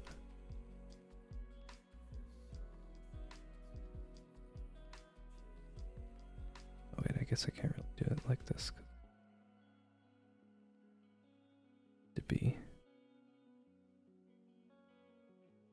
not on a clipping mask, tragically.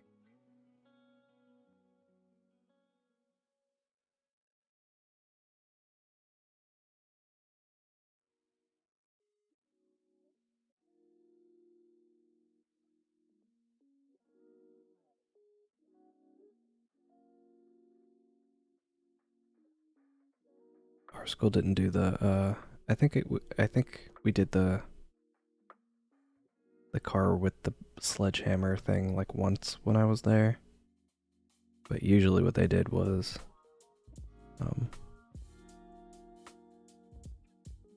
just like a midnight breakfast type deal where like the main food place on campus would be open at like midnight, serving the things they would normally serve for breakfast.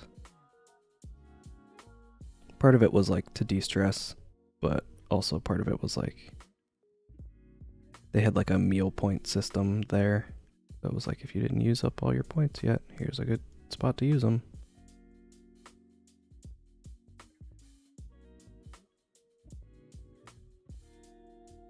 So you had like a certain number of points per semester or whatever.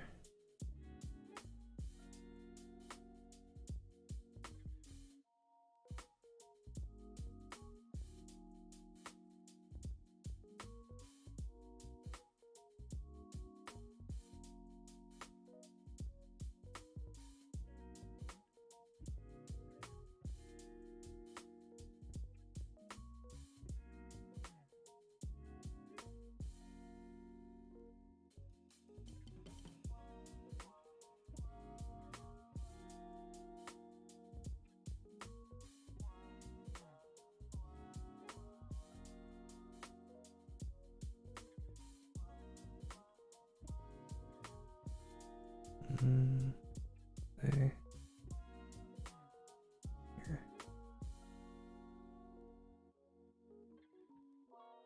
Most of his hair is going to be in the shadow, so I'm trying to find spots where the light would still kind of shine through a little.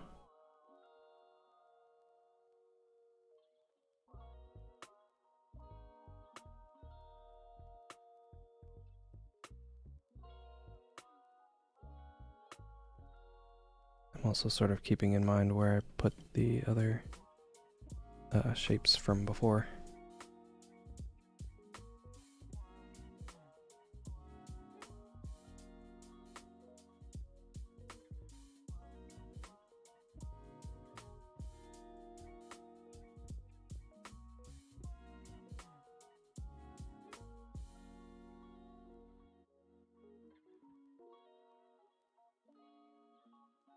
Can't swim and don't like the ocean. Oh man.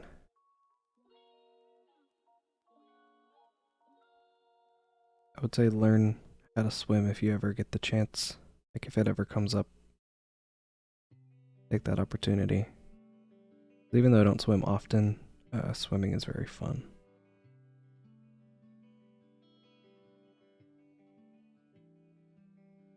It's like my favorite.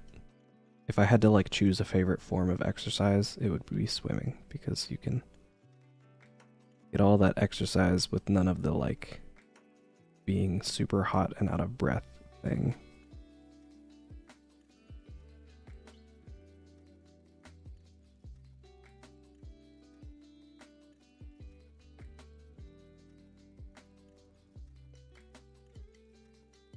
I mean, I guess you would still technically be out of breath, but that's only from like holding your breath in the water.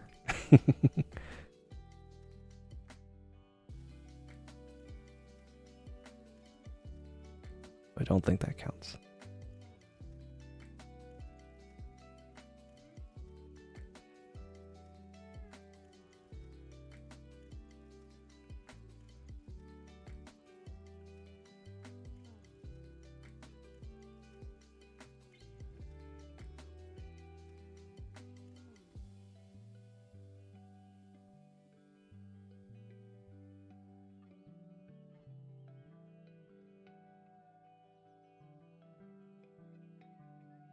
It's like much more noticeable up there than it is for me looking at it. Thinking about this one little bit here on his hair.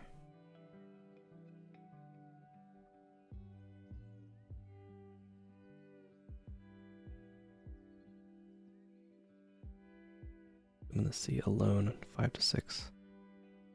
I don't know that I've ever done that. I don't live near the ocean, so anytime I'm like in it, I'm usually with like a large group of people who are also there to visit the ocean.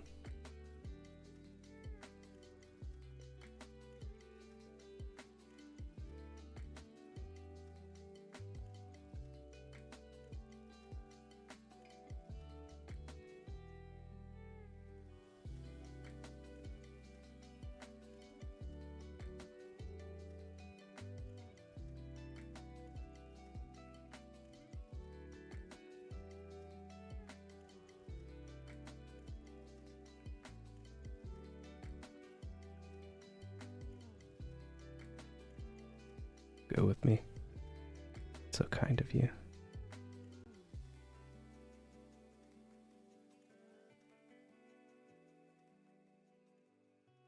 So generous. Decided I want to make these lighter shapes bigger.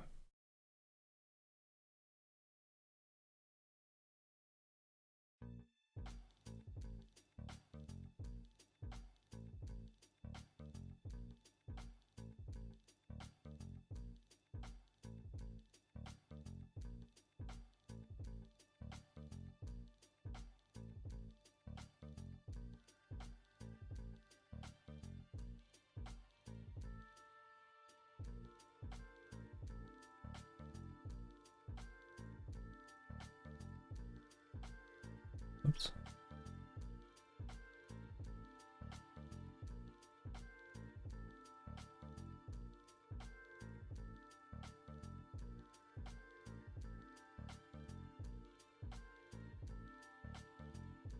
Could live near the beach. Yeah, same.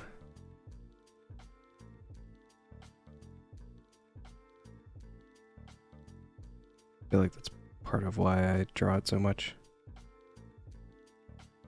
Part of it is because it seems like it would be fun, but also part of it is because drawing large areas of water is much easier than drawing like dense cities and forests. So it's kind of a little of both of those things.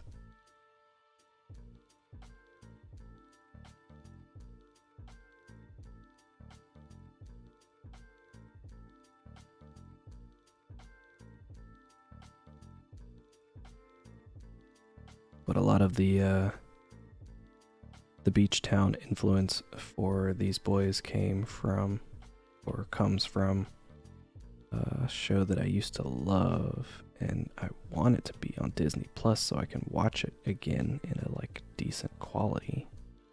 I have to find it somewhere online or something. It said it's supposed to show up eventually, but it still hasn't. I'm rambling. But called The Weekenders. You haven't seen that show? Man, go watch that show. I miss that show so much. But I loved The Weekenders. Still do. And I always wished I could live in that town. So part of the beach town vibes comes from that.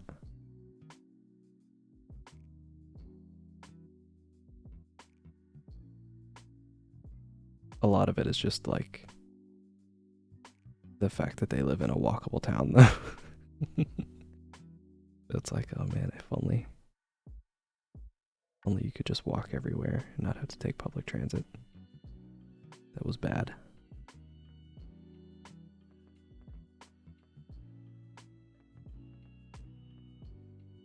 Or have a car. Oops.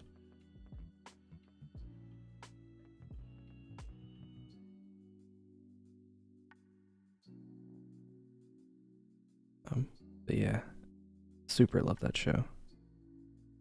It needs to show up on Disney Plus again because I miss it and I would like to watch it.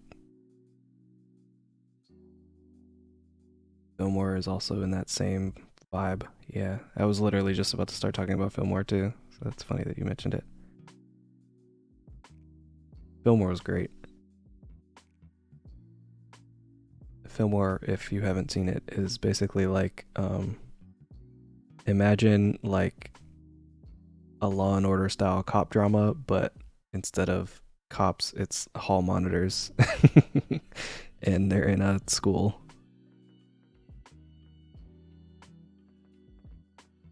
It was very good.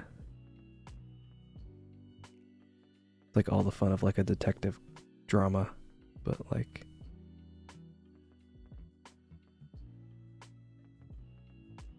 not, I guess. The one that I always think of when I think of that show is when it's like an episode where the school like just got brand new stainless steel bathroom stalls and there was a person running around graffitiing the brand new stalls. They would just take a permanent marker and write stainless on them. So they spent the whole episode like, gotta catch stainless. It was really, really funny. It's like funny because it takes itself seriously, but also it doesn't.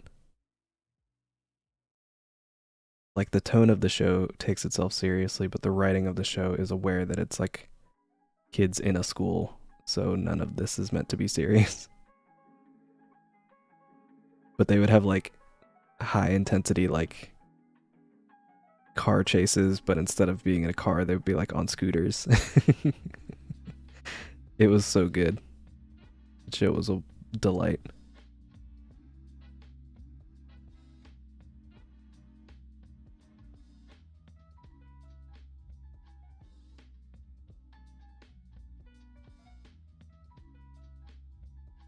Principal with the massage chair was also good, yeah.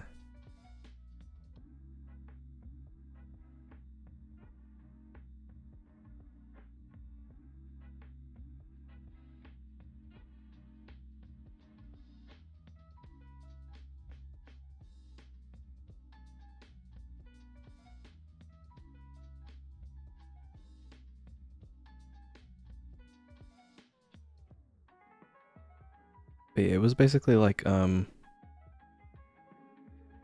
if Law and Order and Recess got mashed together. If you've seen Recess, which is also a very good show.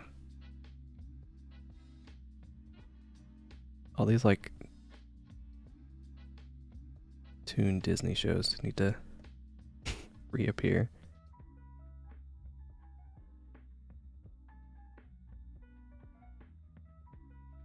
There were a lot of really good shows on that block of cartoons.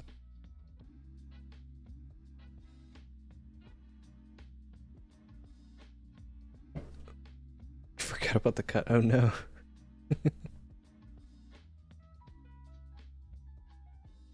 Stop burning your hand. Oops.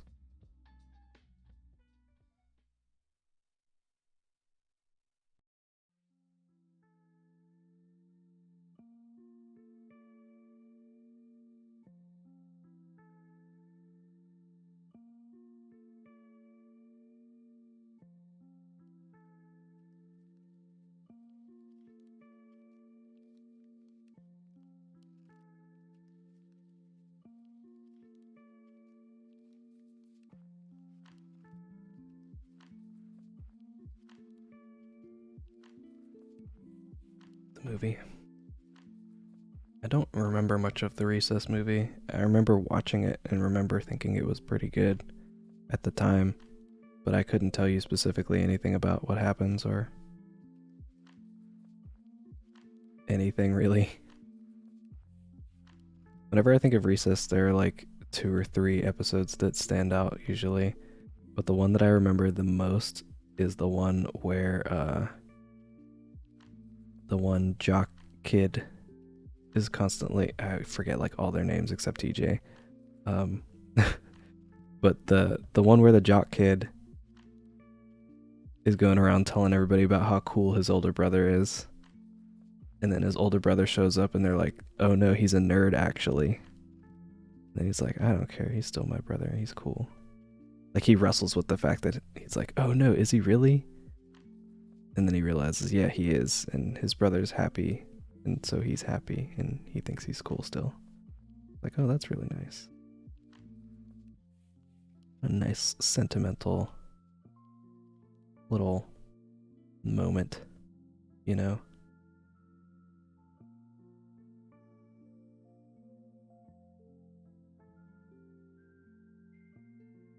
Did you have a thing for Spinelli? I believe so. Isn't it like a thing that happens? Like, don't they have like a thing where they like see themselves grown up at some point? They're like together. And I'm pretty sure Fillmore had a thing for Ingrid, probably.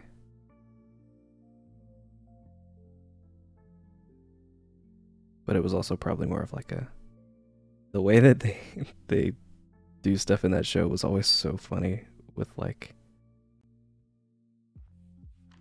they treat it like I'm a cop who's been on the beat for years. I've seen some things, but it's really like I've been a hall monitor since like the 6th grade and now we're in 8th grade. So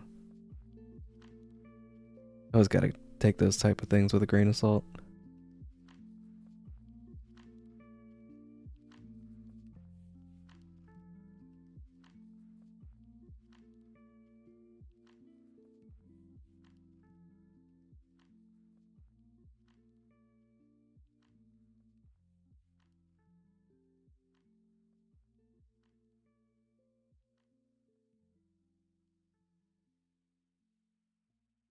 Because sometimes it's like you're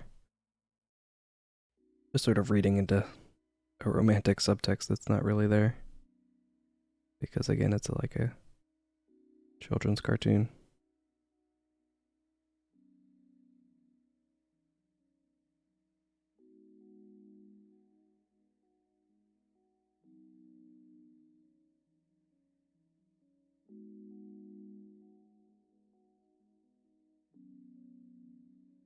Oh yeah, that was Vince was his name. Oh man.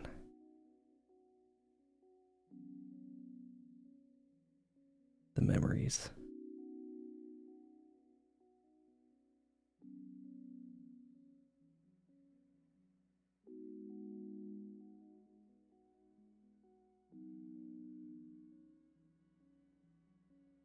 tattoo, you'll get one like Kai's. That might be painful. So, my hat's off to you if you go through with that.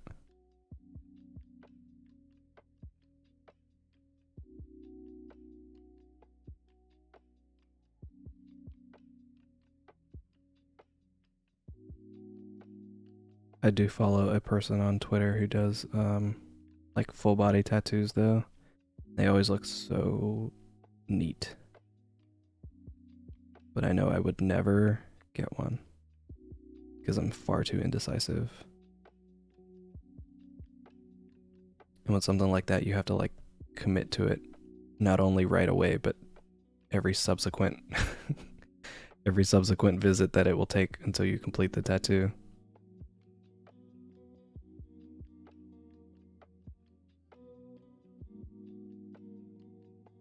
Like I have a friend who is currently in the process of getting a tattoo that's like that. It might even be from that same person, I don't really know.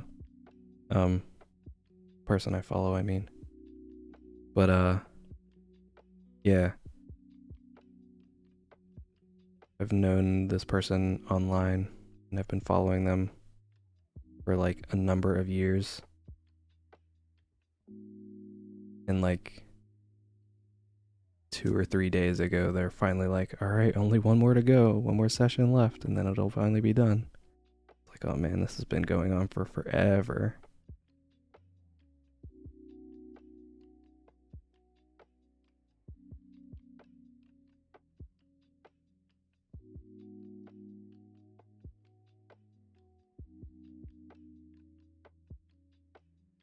I just don't know if I have that that stick-to-itiveness, that mental fortitude to be like, yeah, I want this design and I'm gonna love it for however long it takes to not only get the design, but for forever, basically.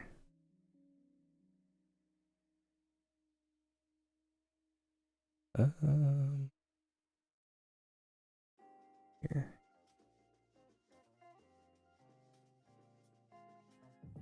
Okay.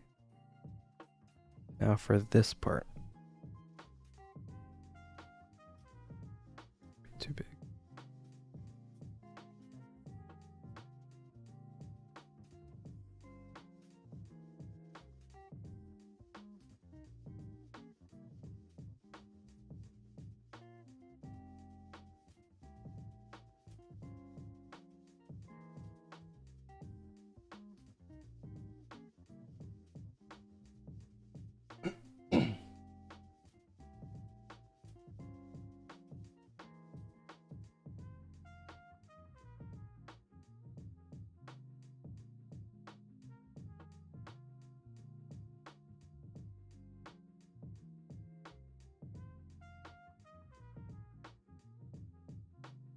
This is what I was talking about earlier when I said I need to be a little more intentional with blurring stuff. I'm not blurring everything, just some parts.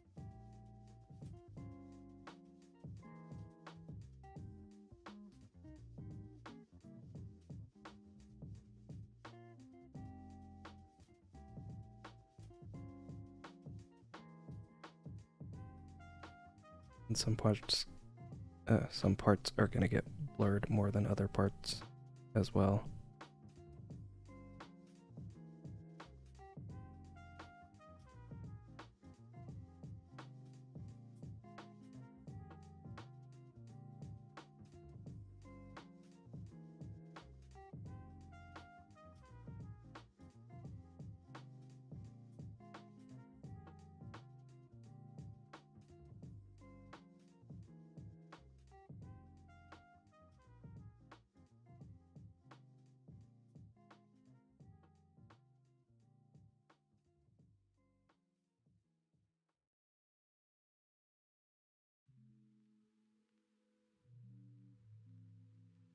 Do I do any warm-ups? No.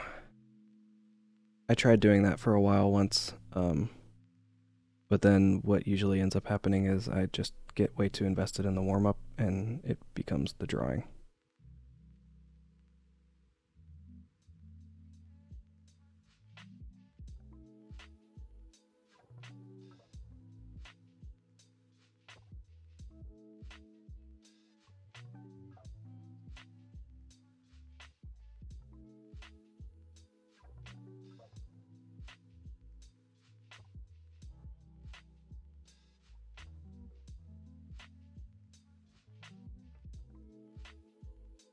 Finally got to see the raw side. You've done it.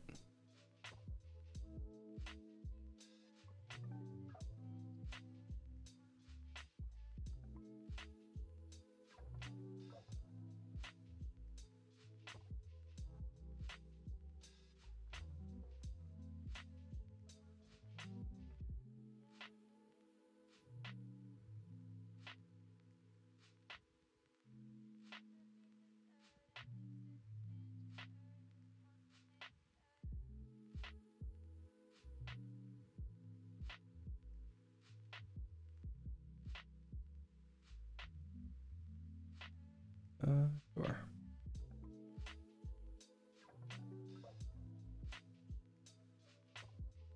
Okay, one more. I don't want to like do too many of these because I still have other stuff to do for this drawing.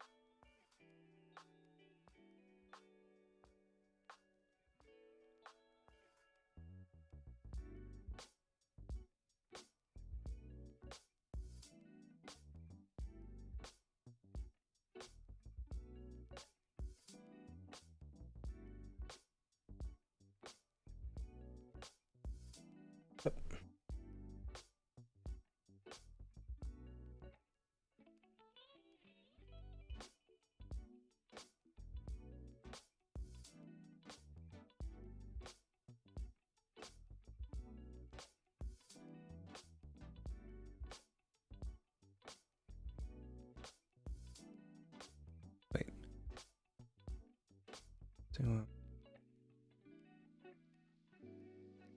Oh yeah.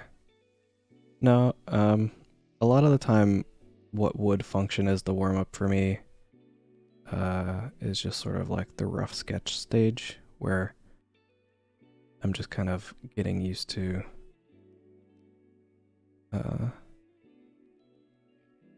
you know, using the pencil and stuff, but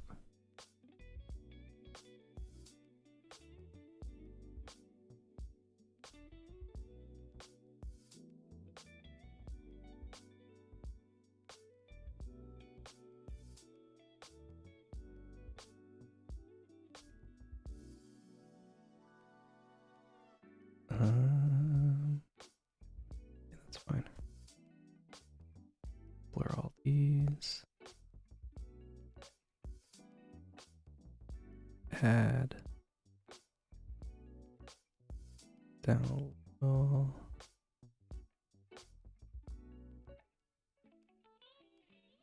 I'll do one more. Just the brightest bright parts.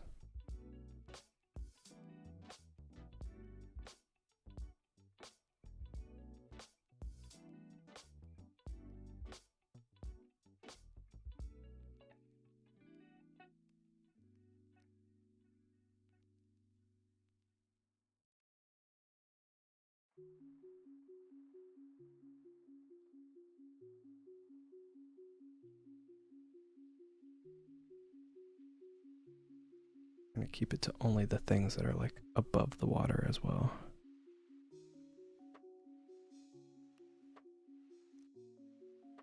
Because I know that under the water the light would diffuse a little.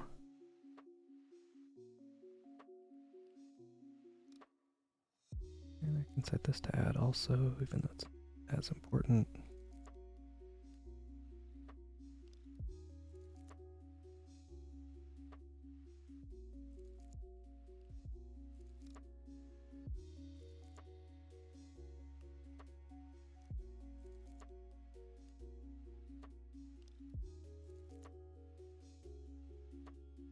Yeah. Turn our water back on.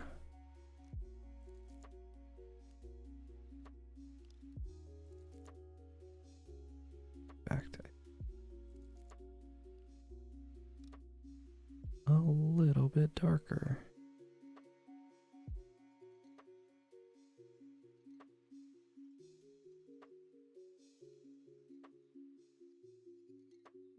Ooh. I don't use color burn a ton, so this is exciting development.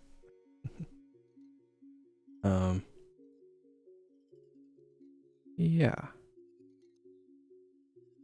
Okay. This is value layers. I'm gonna have to come back and do, well, maybe I can do it now.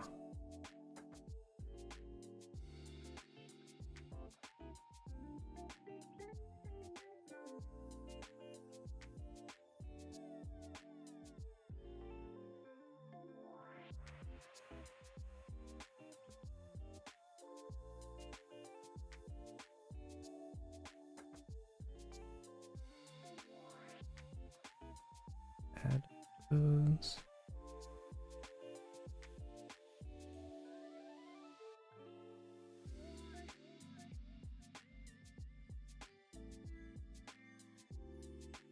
Oops.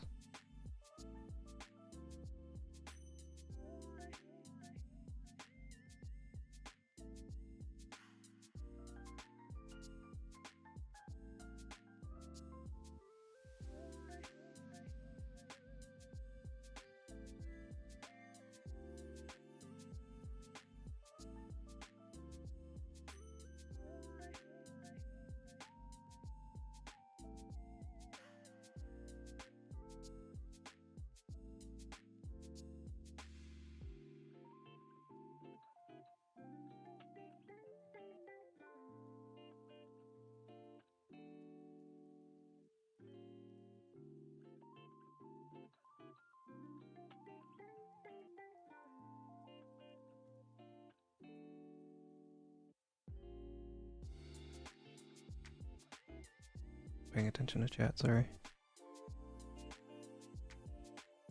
Roll up a little bit more. I feel like it's a lot.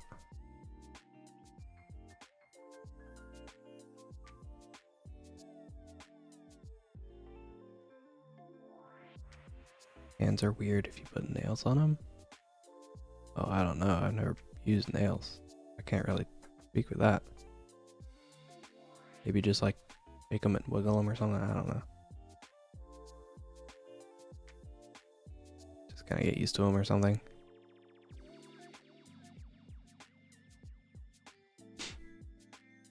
Sorry. Feel like you'd pop out of the screen. Rain, hello. I am well. I hope you are also doing well.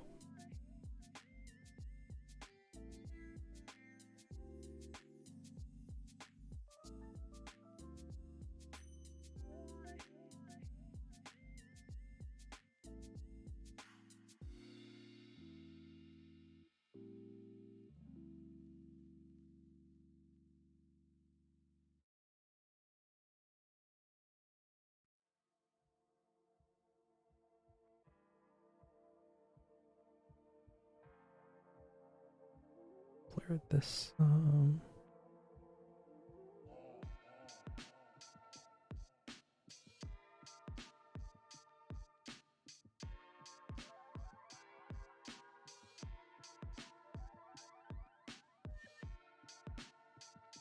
Maybe not light enough, so let's try this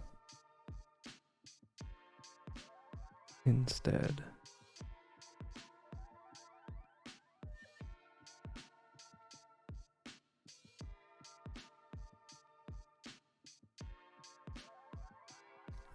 Grab this layer.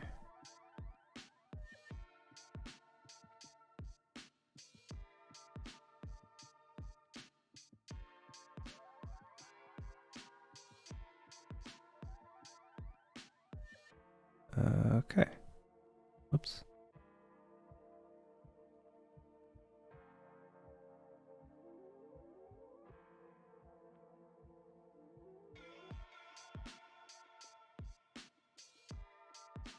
human-sized if you popped up the screen. I don't think he could fit through the screen if he was full human size.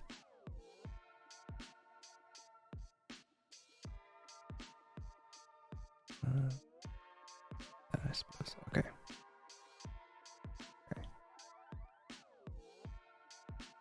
Now to do the thing that I came here to do in the first place.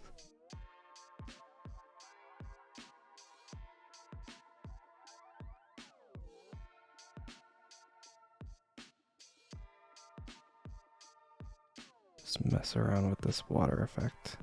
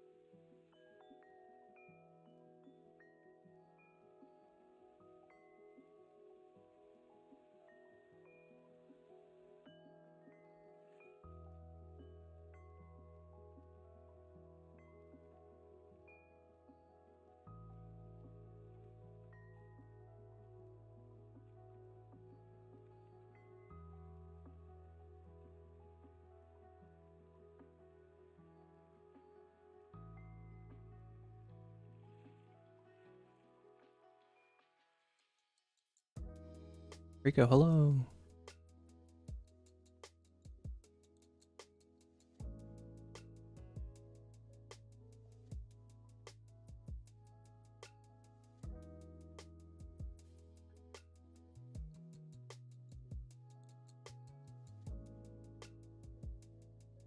How are you doing?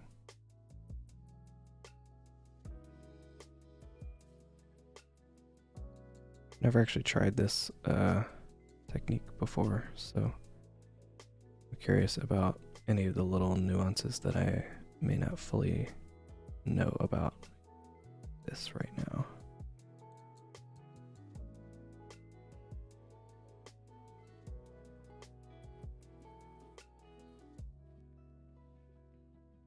But hopefully it works so that you guys can use it yourselves and so that I can do it more often. Because this is always the part of drawing water that is hardest for me. Figuring out where these things go.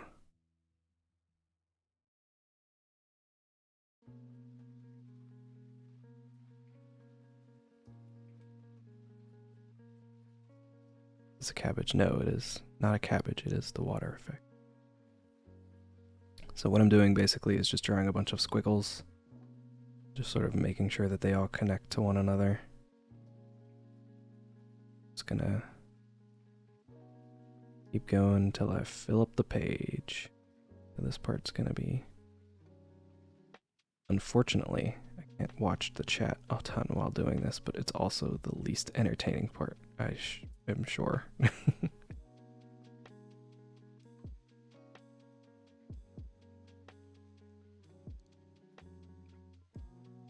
But yeah, I saw someone talking about this on Twitter today. Like, oh, I should try that. See if it'll help me with my water struggles. I'd seen this technique before.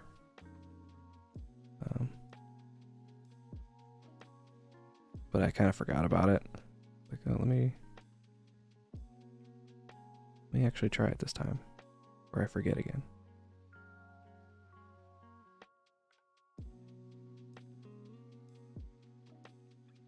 Cabbages.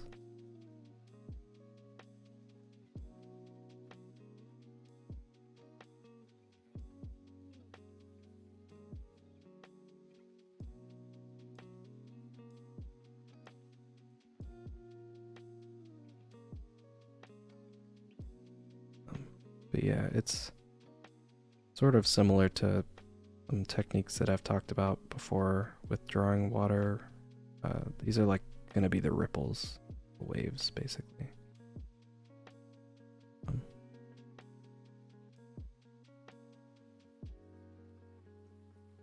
But some of the stuff that I had mentioned before still applies with this technique from what I've noticed about it, even though they didn't fully explain some of the steps that I'm going to be doing. I'll try to talk about them as I get to them, but yeah.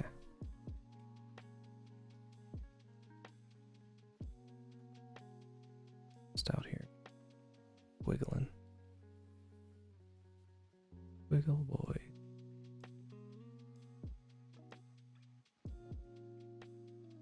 That would have been a good name for the stream.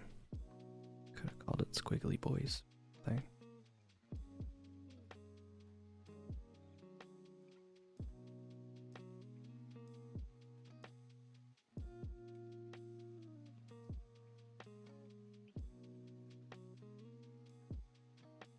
I don't want too many like similarly parallel looking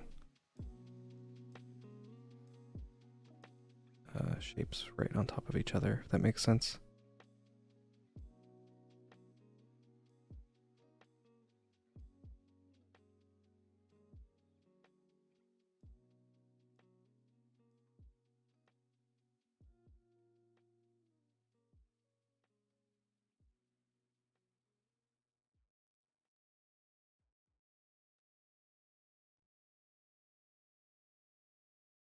Like I want these to be sort of arranged like shingles or something, where there's like the joint in between is never perfectly lined up from one layer to the next.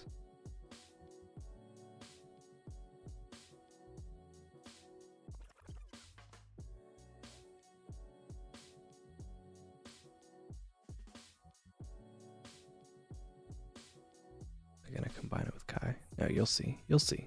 It'll come up. It'll happen. Be like, oh. Promise. You just gotta stick with me for this sort of boring part.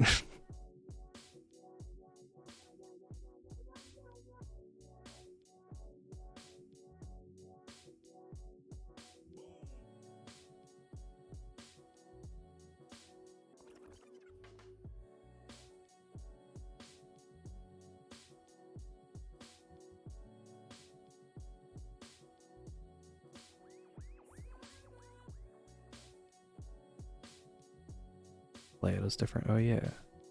We're using a different screen capture thingy than the one that I had used in the past, and so far it's been pretty okay. No major complaints really. The one that I had before I didn't like to use because it would constantly drop while I tried to stream. So it wasn't super helpful for that. Unfortunately.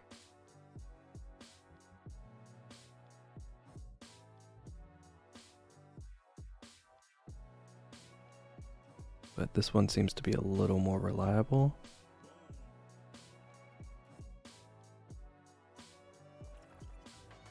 Which is kind of nice.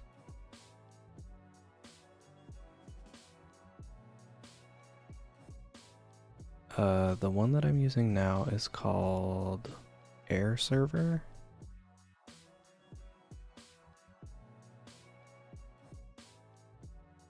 It's got like a trial period, which is what I'm currently on, like a month or whatever.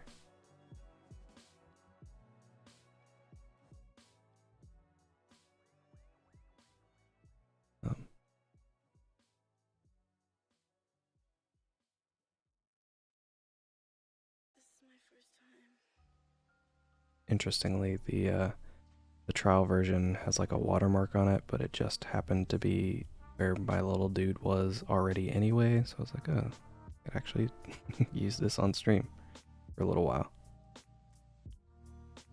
Have to move a ton of stuff around. So that was kind of neat.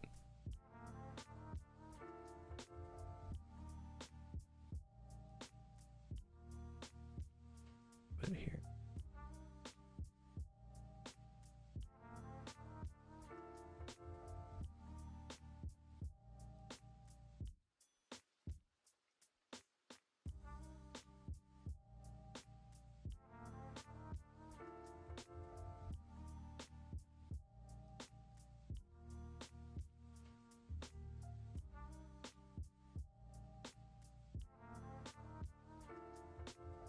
The trial period is for the screen sharing software thing that I'm using to share my iPad screen with my PC.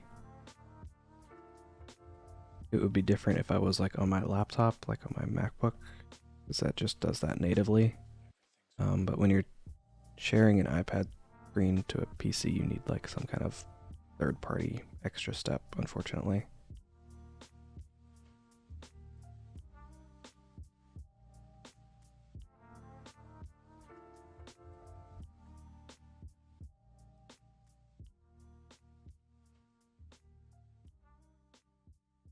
This is probably going to look weird in a time lapse now that I'm thinking about it.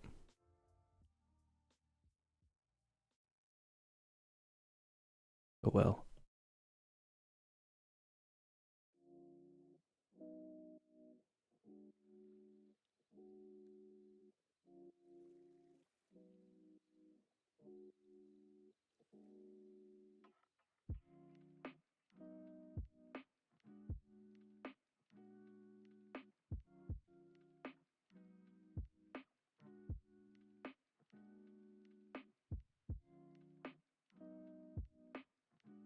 Okay.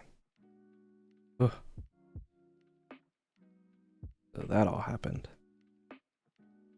Yeah, I'll do that. Now, I'm gonna go back and erase a bunch of stuff. This is the part where, like the insight that I had for 4 kicks in a little bit here, where you don't want any hard edges, like pointy ridges for this part. I want all these to be round shapes.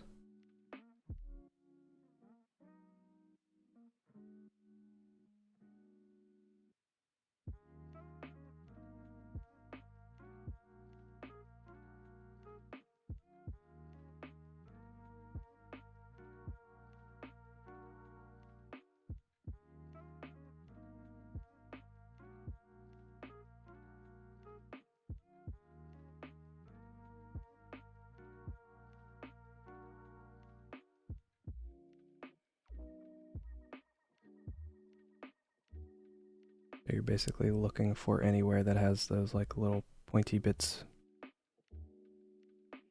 and kind of loosely going in your eraser and smoothing everything out a little. And then if there's like big spots of white still, like spots that are a little too overly white, you can come in and add a little teeny bubble in here. This.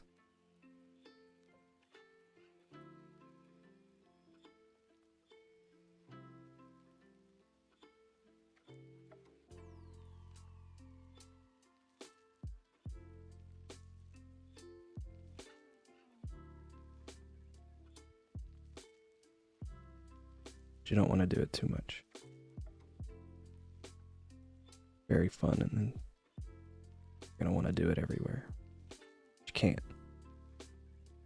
It'll look weird if you do. Trust me. Put the teeny bubbles in sometimes.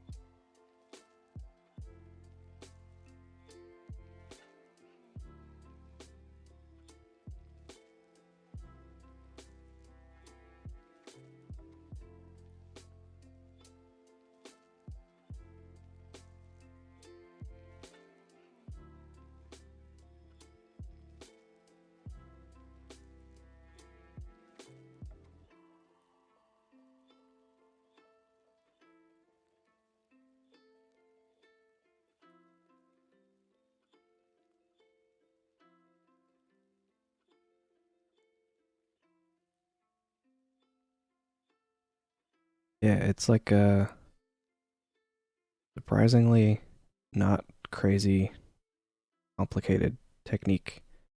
It's just like the only part about it that I don't like is that it's extra steps, really. What I want is to be able to learn how to do this like directly without having to do this weird step in between, if that makes sense. Like if I can just draw them in where they should go to begin with, not have to do this. I would prefer that. But this also does work, so, or at least it seems like it will. Actually done it yet.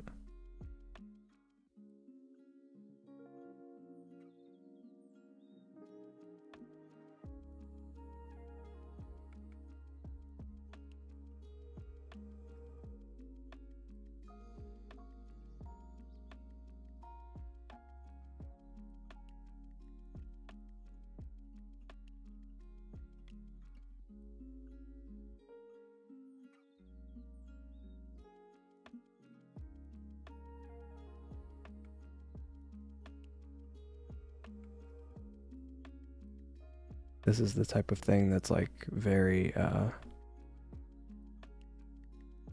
like relaxing to do.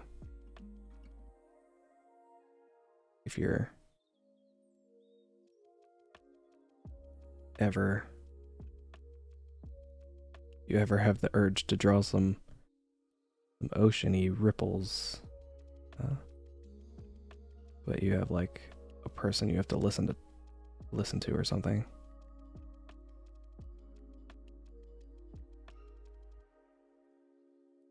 This is a fun thing that you can do, I guess.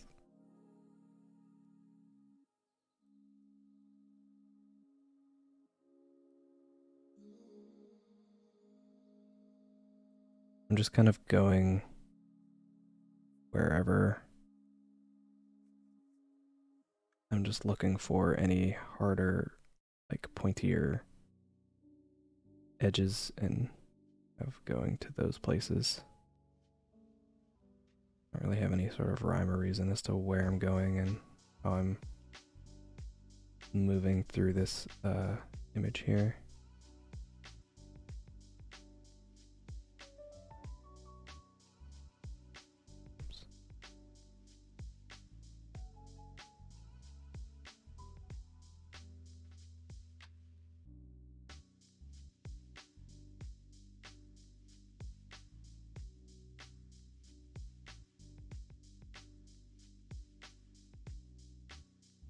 But for the most part, you can just kind of stick close to the shapes that you drew earlier, it seems. Unless you're sort of close to where those were. I'll end up with something that looks pretty nice, pretty decent.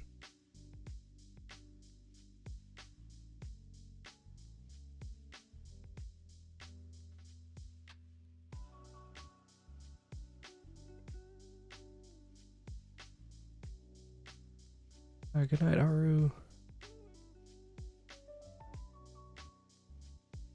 I hope you sleep well.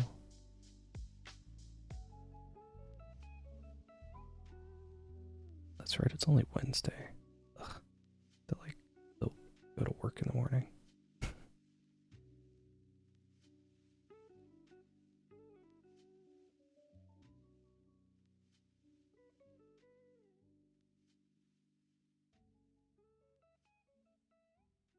I don't know why, it just kind of felt like a Thursday for a minute, you know?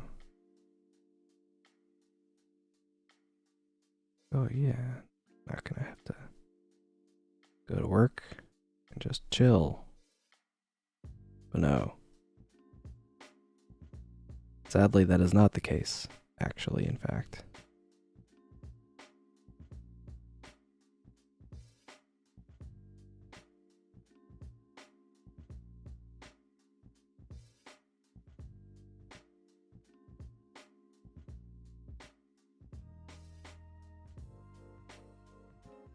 Got 2 exams, nice.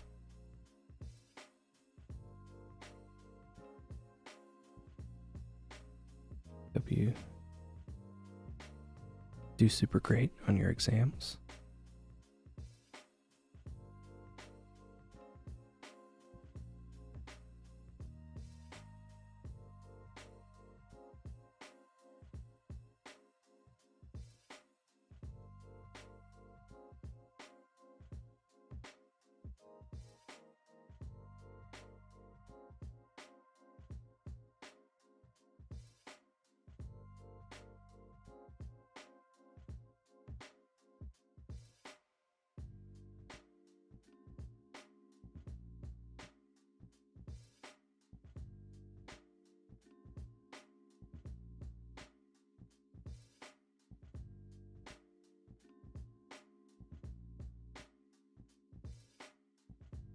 Always be a masterpiece. I don't know about all that.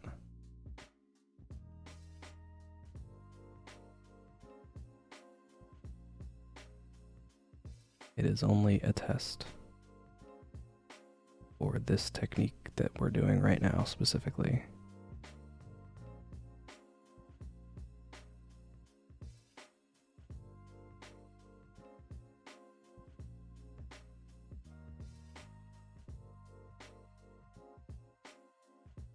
Sometimes people will ask, like, where did you get the idea for your characters?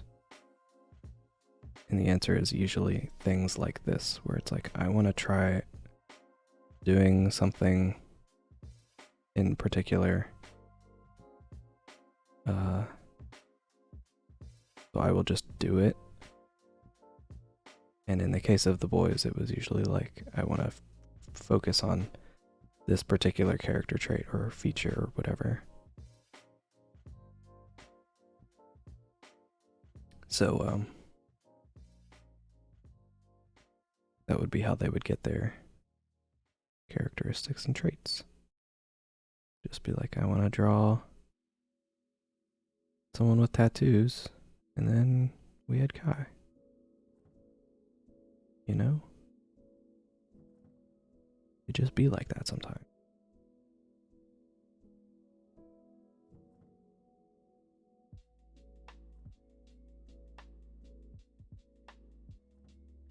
I say all that to say, anytime you're out there just like, I want to try doing this technique,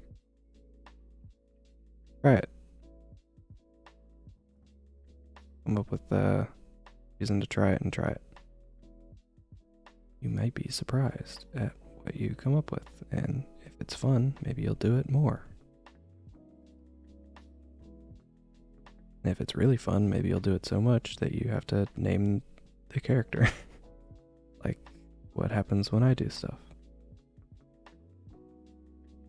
That's why usually my general rule is like, if I just draw a random character, people will be like, is this a new thing? And it's like, no. Unless you see them 3 or 4 times, and just assume it's like a one-off situation.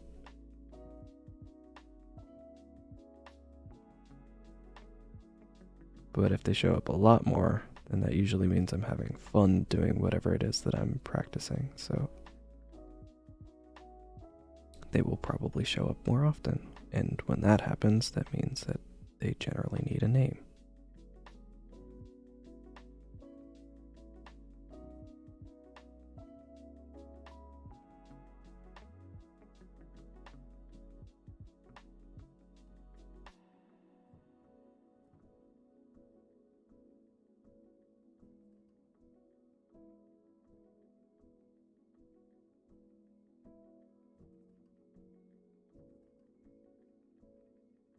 Way that helps you study new drawing theories or skills. Yeah, a lot of the time it's literally, like I said, just kind of picking one thing in particular, and then the way that I usually go about it is like, all right, what sort of image can I make that will incorporate this one thing that I actually want to do? And then I sort of base the drawing or whatever around that one thing, so that all the other stuff is like sort of secondary and not quite as important. But then when it comes time to do the one thing, like we're doing right now, you can really focus your efforts there.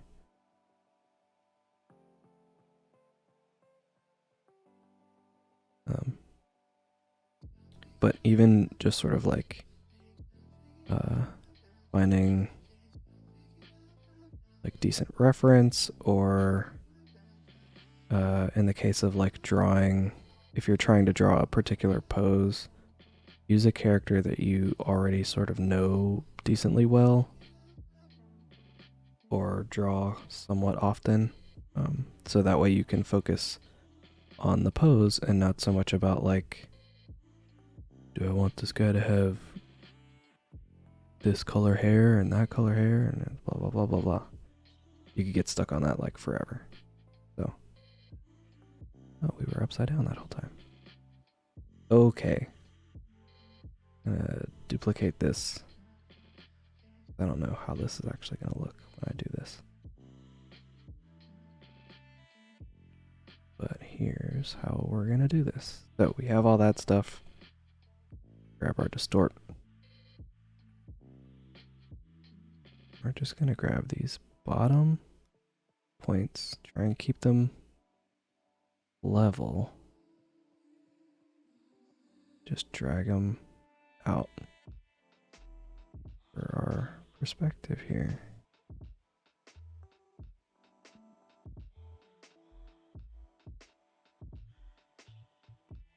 A little bit lower.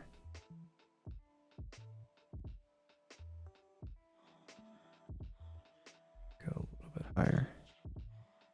Just trying to get this focal point that's like where I started all these ripples and waves to be like underneath him in some way.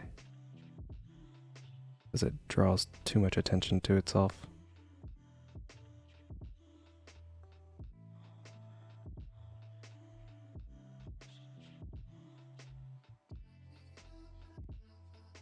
We want this to be or that.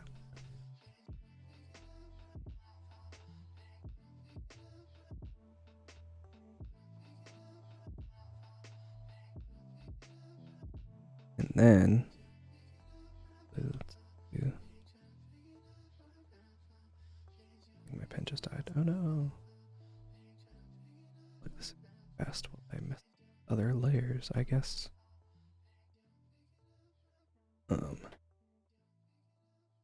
Okay, so we can grab that again. I'm gonna put it upside down. No. I'm just gonna use the thing that it does. Where's it at? There, flip there.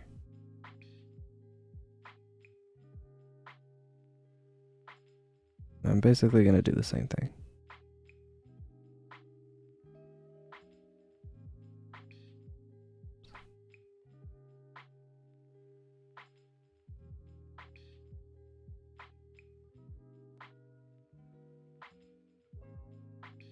Much easier to get random accidental movements when you're in fingers and not pen thing. Okay.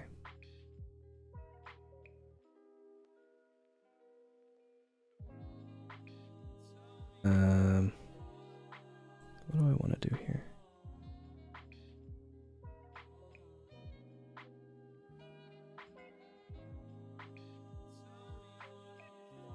I think if I set this to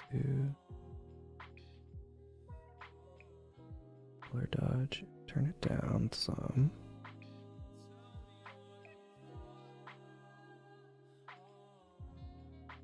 One like way down. Grab it here. Pull it like this. Oops. I'm gonna keep it uniform. Pull it like that.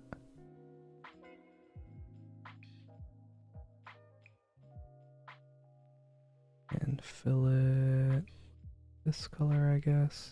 No, go with the color we've been using this whole time.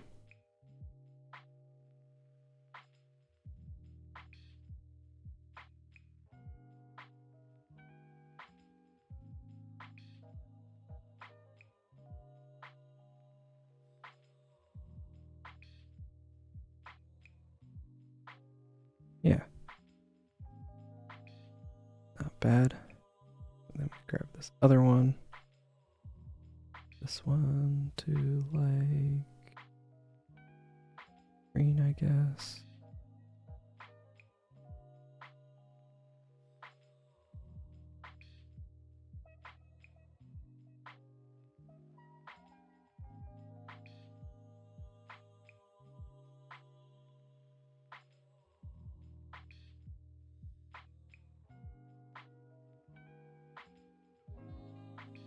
Yeah.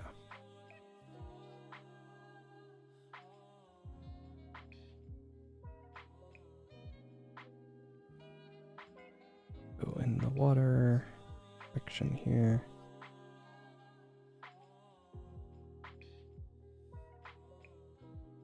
And I can grab this, select this whole situation, invert it.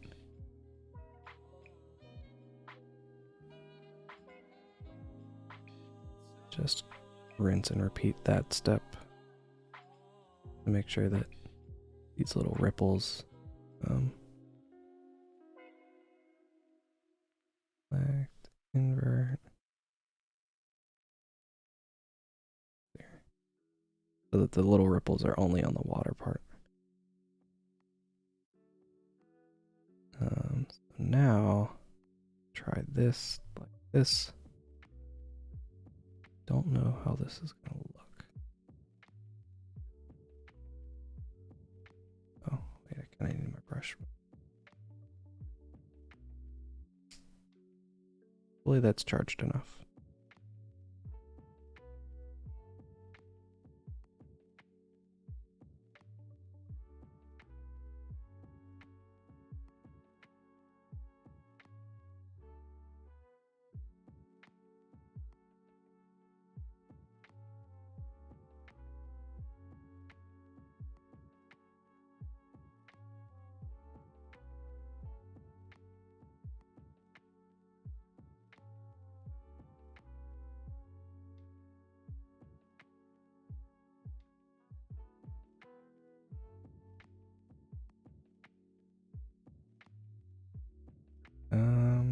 Yeah.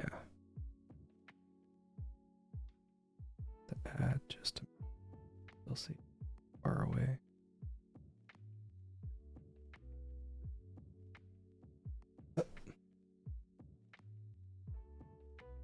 So there's that. A bit more.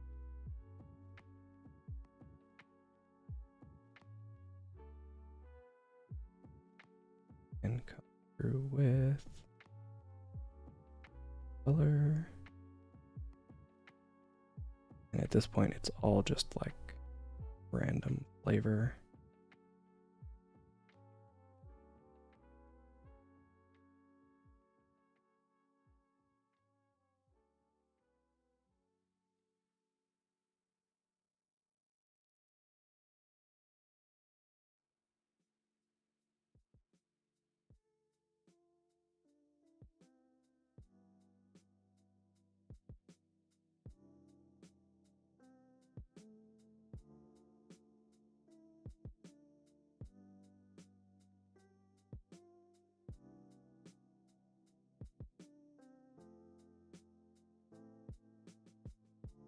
Plural. Only like a little bit. Add, I suppose, this.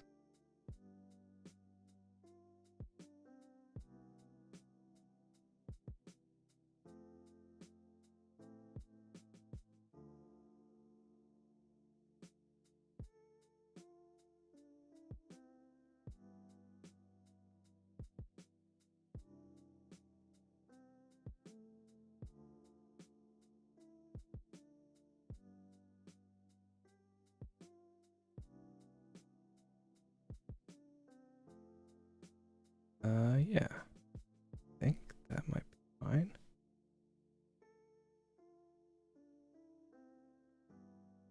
I'm gonna grab our tools and just kind of put it below everything. And one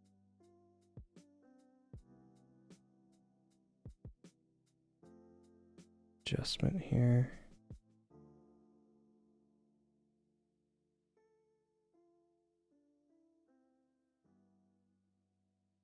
A little bit more depth to this water.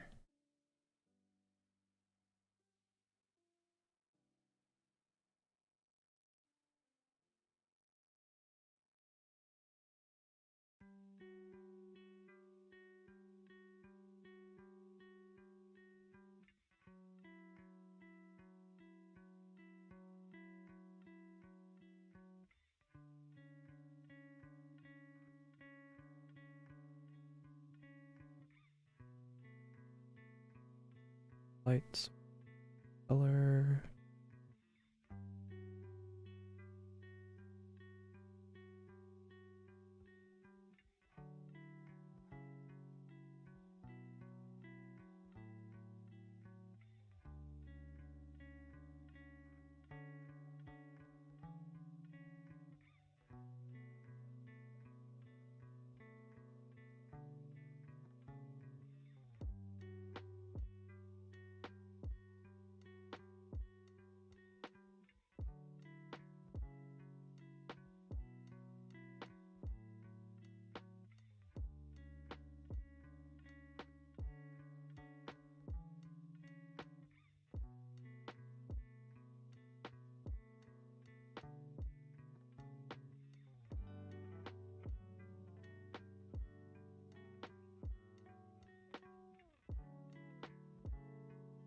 And I think what I want to do also,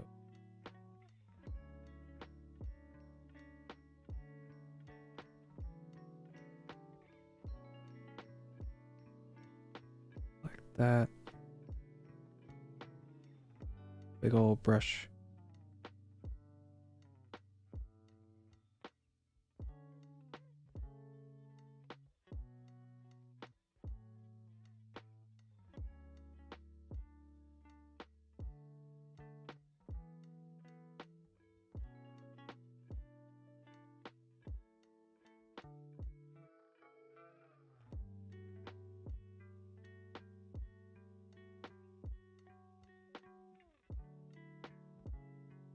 Yeah.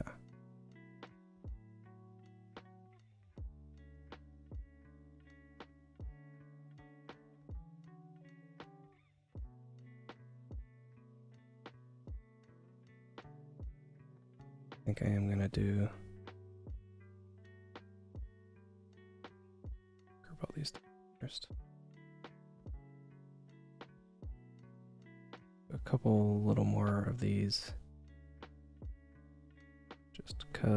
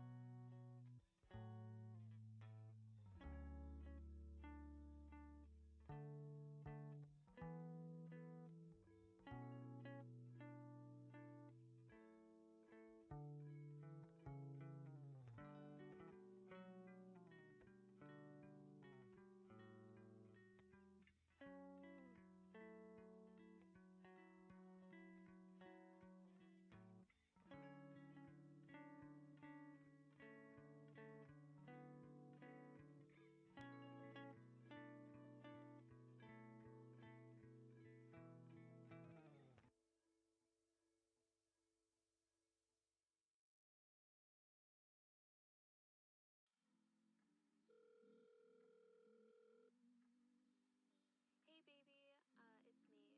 I was just calling to chat with you a little bit. I miss you a lot. Ah. And I miss hearing your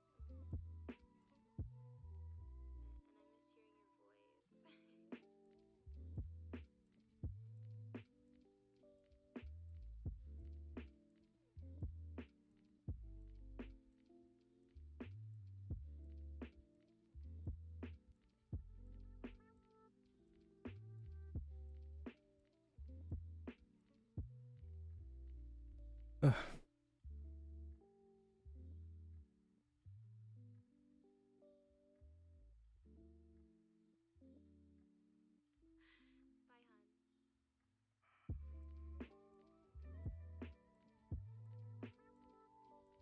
These like little ripples are always like way too fun, so I'm really resisting the urge to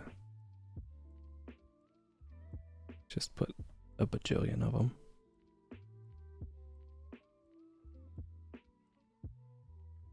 And I miss hearing your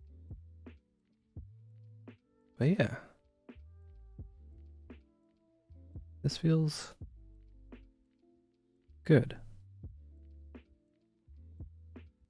I think I am okay with this.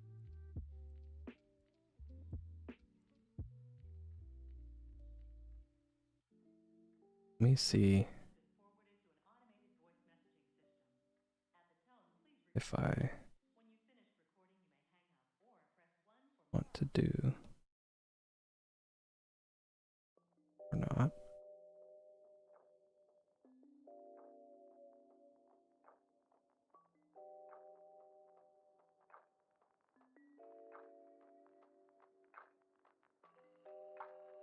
I don't know that it really adds any. Or if it just sort of lost. It does a little bit.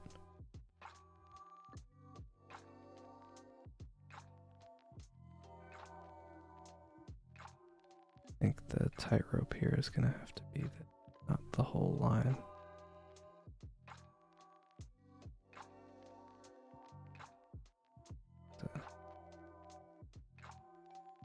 To get it where I want it to be, but it's quite a large amount of it.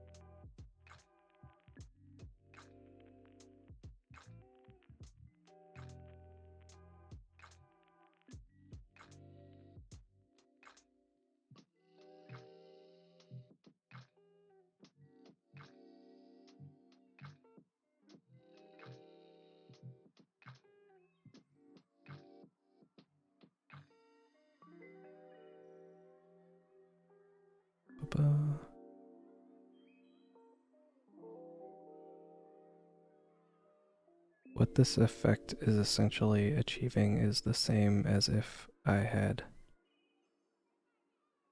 at least in this instance, had I been a little more conscious of where the light was going to be from the beginning. I could have just made some of these lines thinner in these areas, and I would have achieved a similar effect.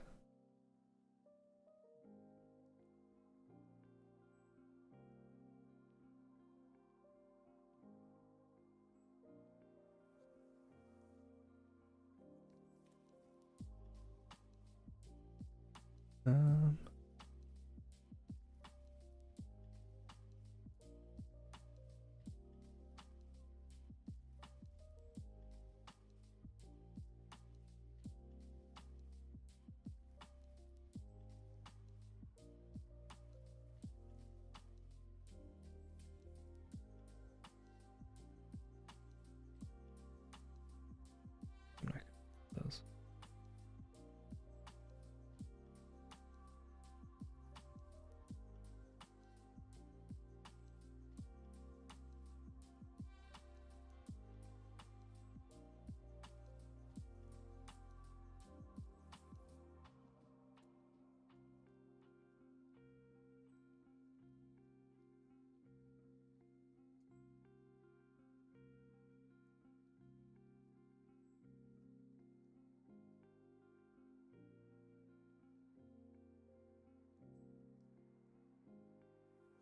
Yeah.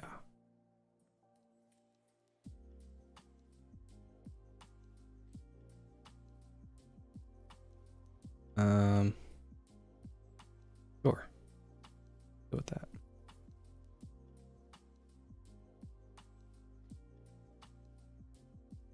Gonna group all the things together.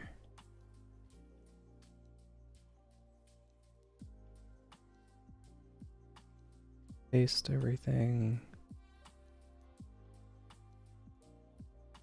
Couple of gradient maps. Good. I can. This one's gonna probably warm everything up a little bit.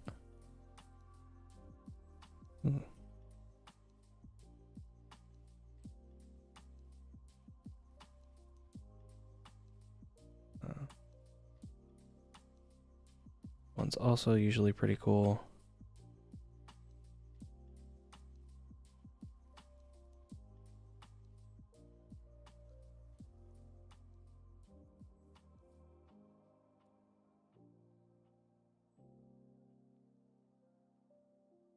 Yeah.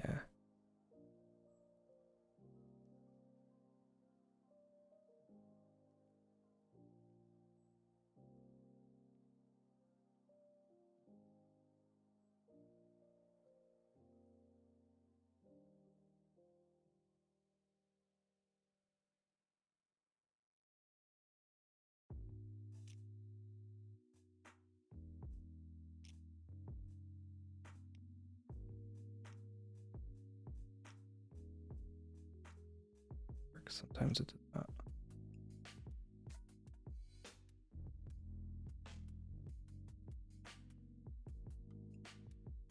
I don't know about this one. These gradient maps, though.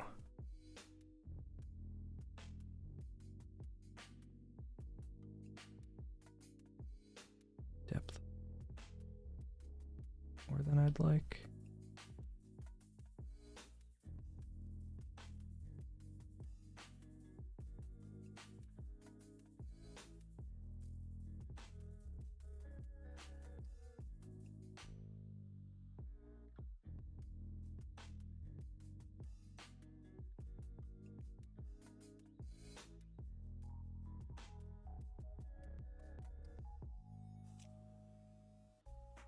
Want it to be a lot more clear of a distinction between what is and is not in the water.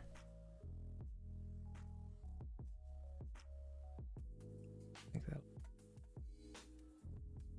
don't want it to be so overpowering, you know?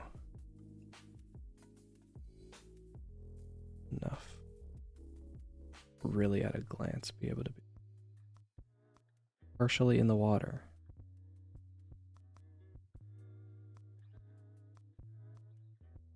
But yeah. Put the name down here, I guess. That's too small.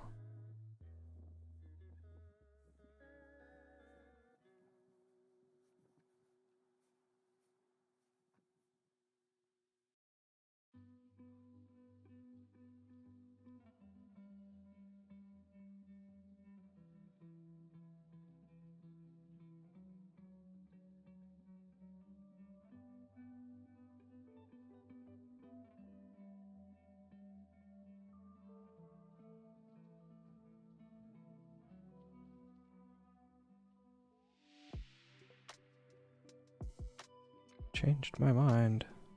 Want it to be a darker color instead.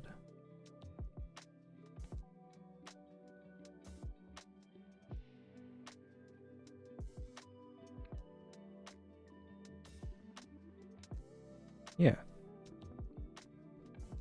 Okay. We're gonna copy and paste everything again.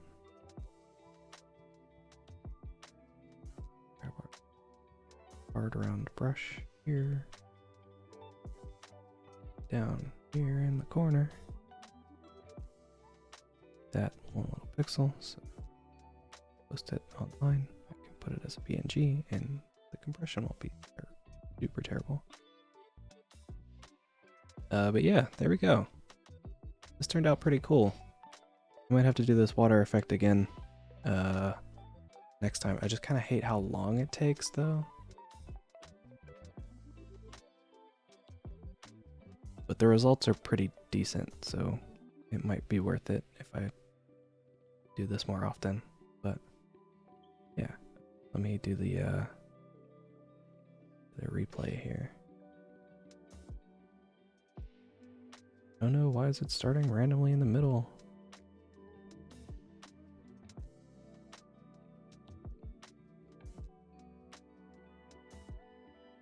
That might be a problem. We'll have to see what happens when I go to export this. I don't know why it's randomly starting somewhere in the middle.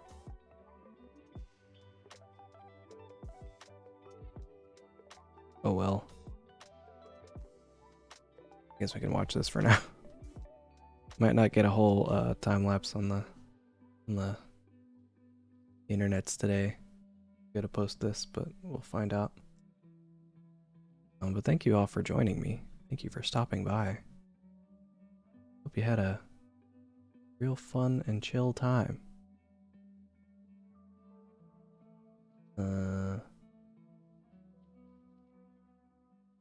Yeah.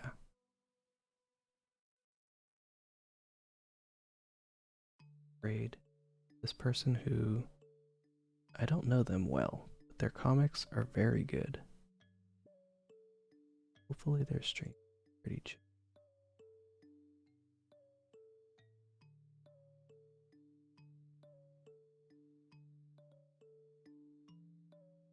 Yeah. I'll be back again probably on Monday, I guess. As always, if you like this Doodle, want to see more, you can find me on Twitter and Instagram with the same name as here. If you want to watch these streams again later, you can do it on YouTube channel, which is somewhere on this page. If you're already on YouTube and you're watching this, maybe subscribe or something. I don't know. I'm not your dad. I can't tell you what to do. But it is my hope that you will do something nice for someone and have a wonderful weekend. You know, enjoy your life. So yeah, until the next time, I guess. I'll see you guys later. Go watch another person make really cool comics. And I'll see you guys next time. Goodbye. Farewell, everybody. See you later.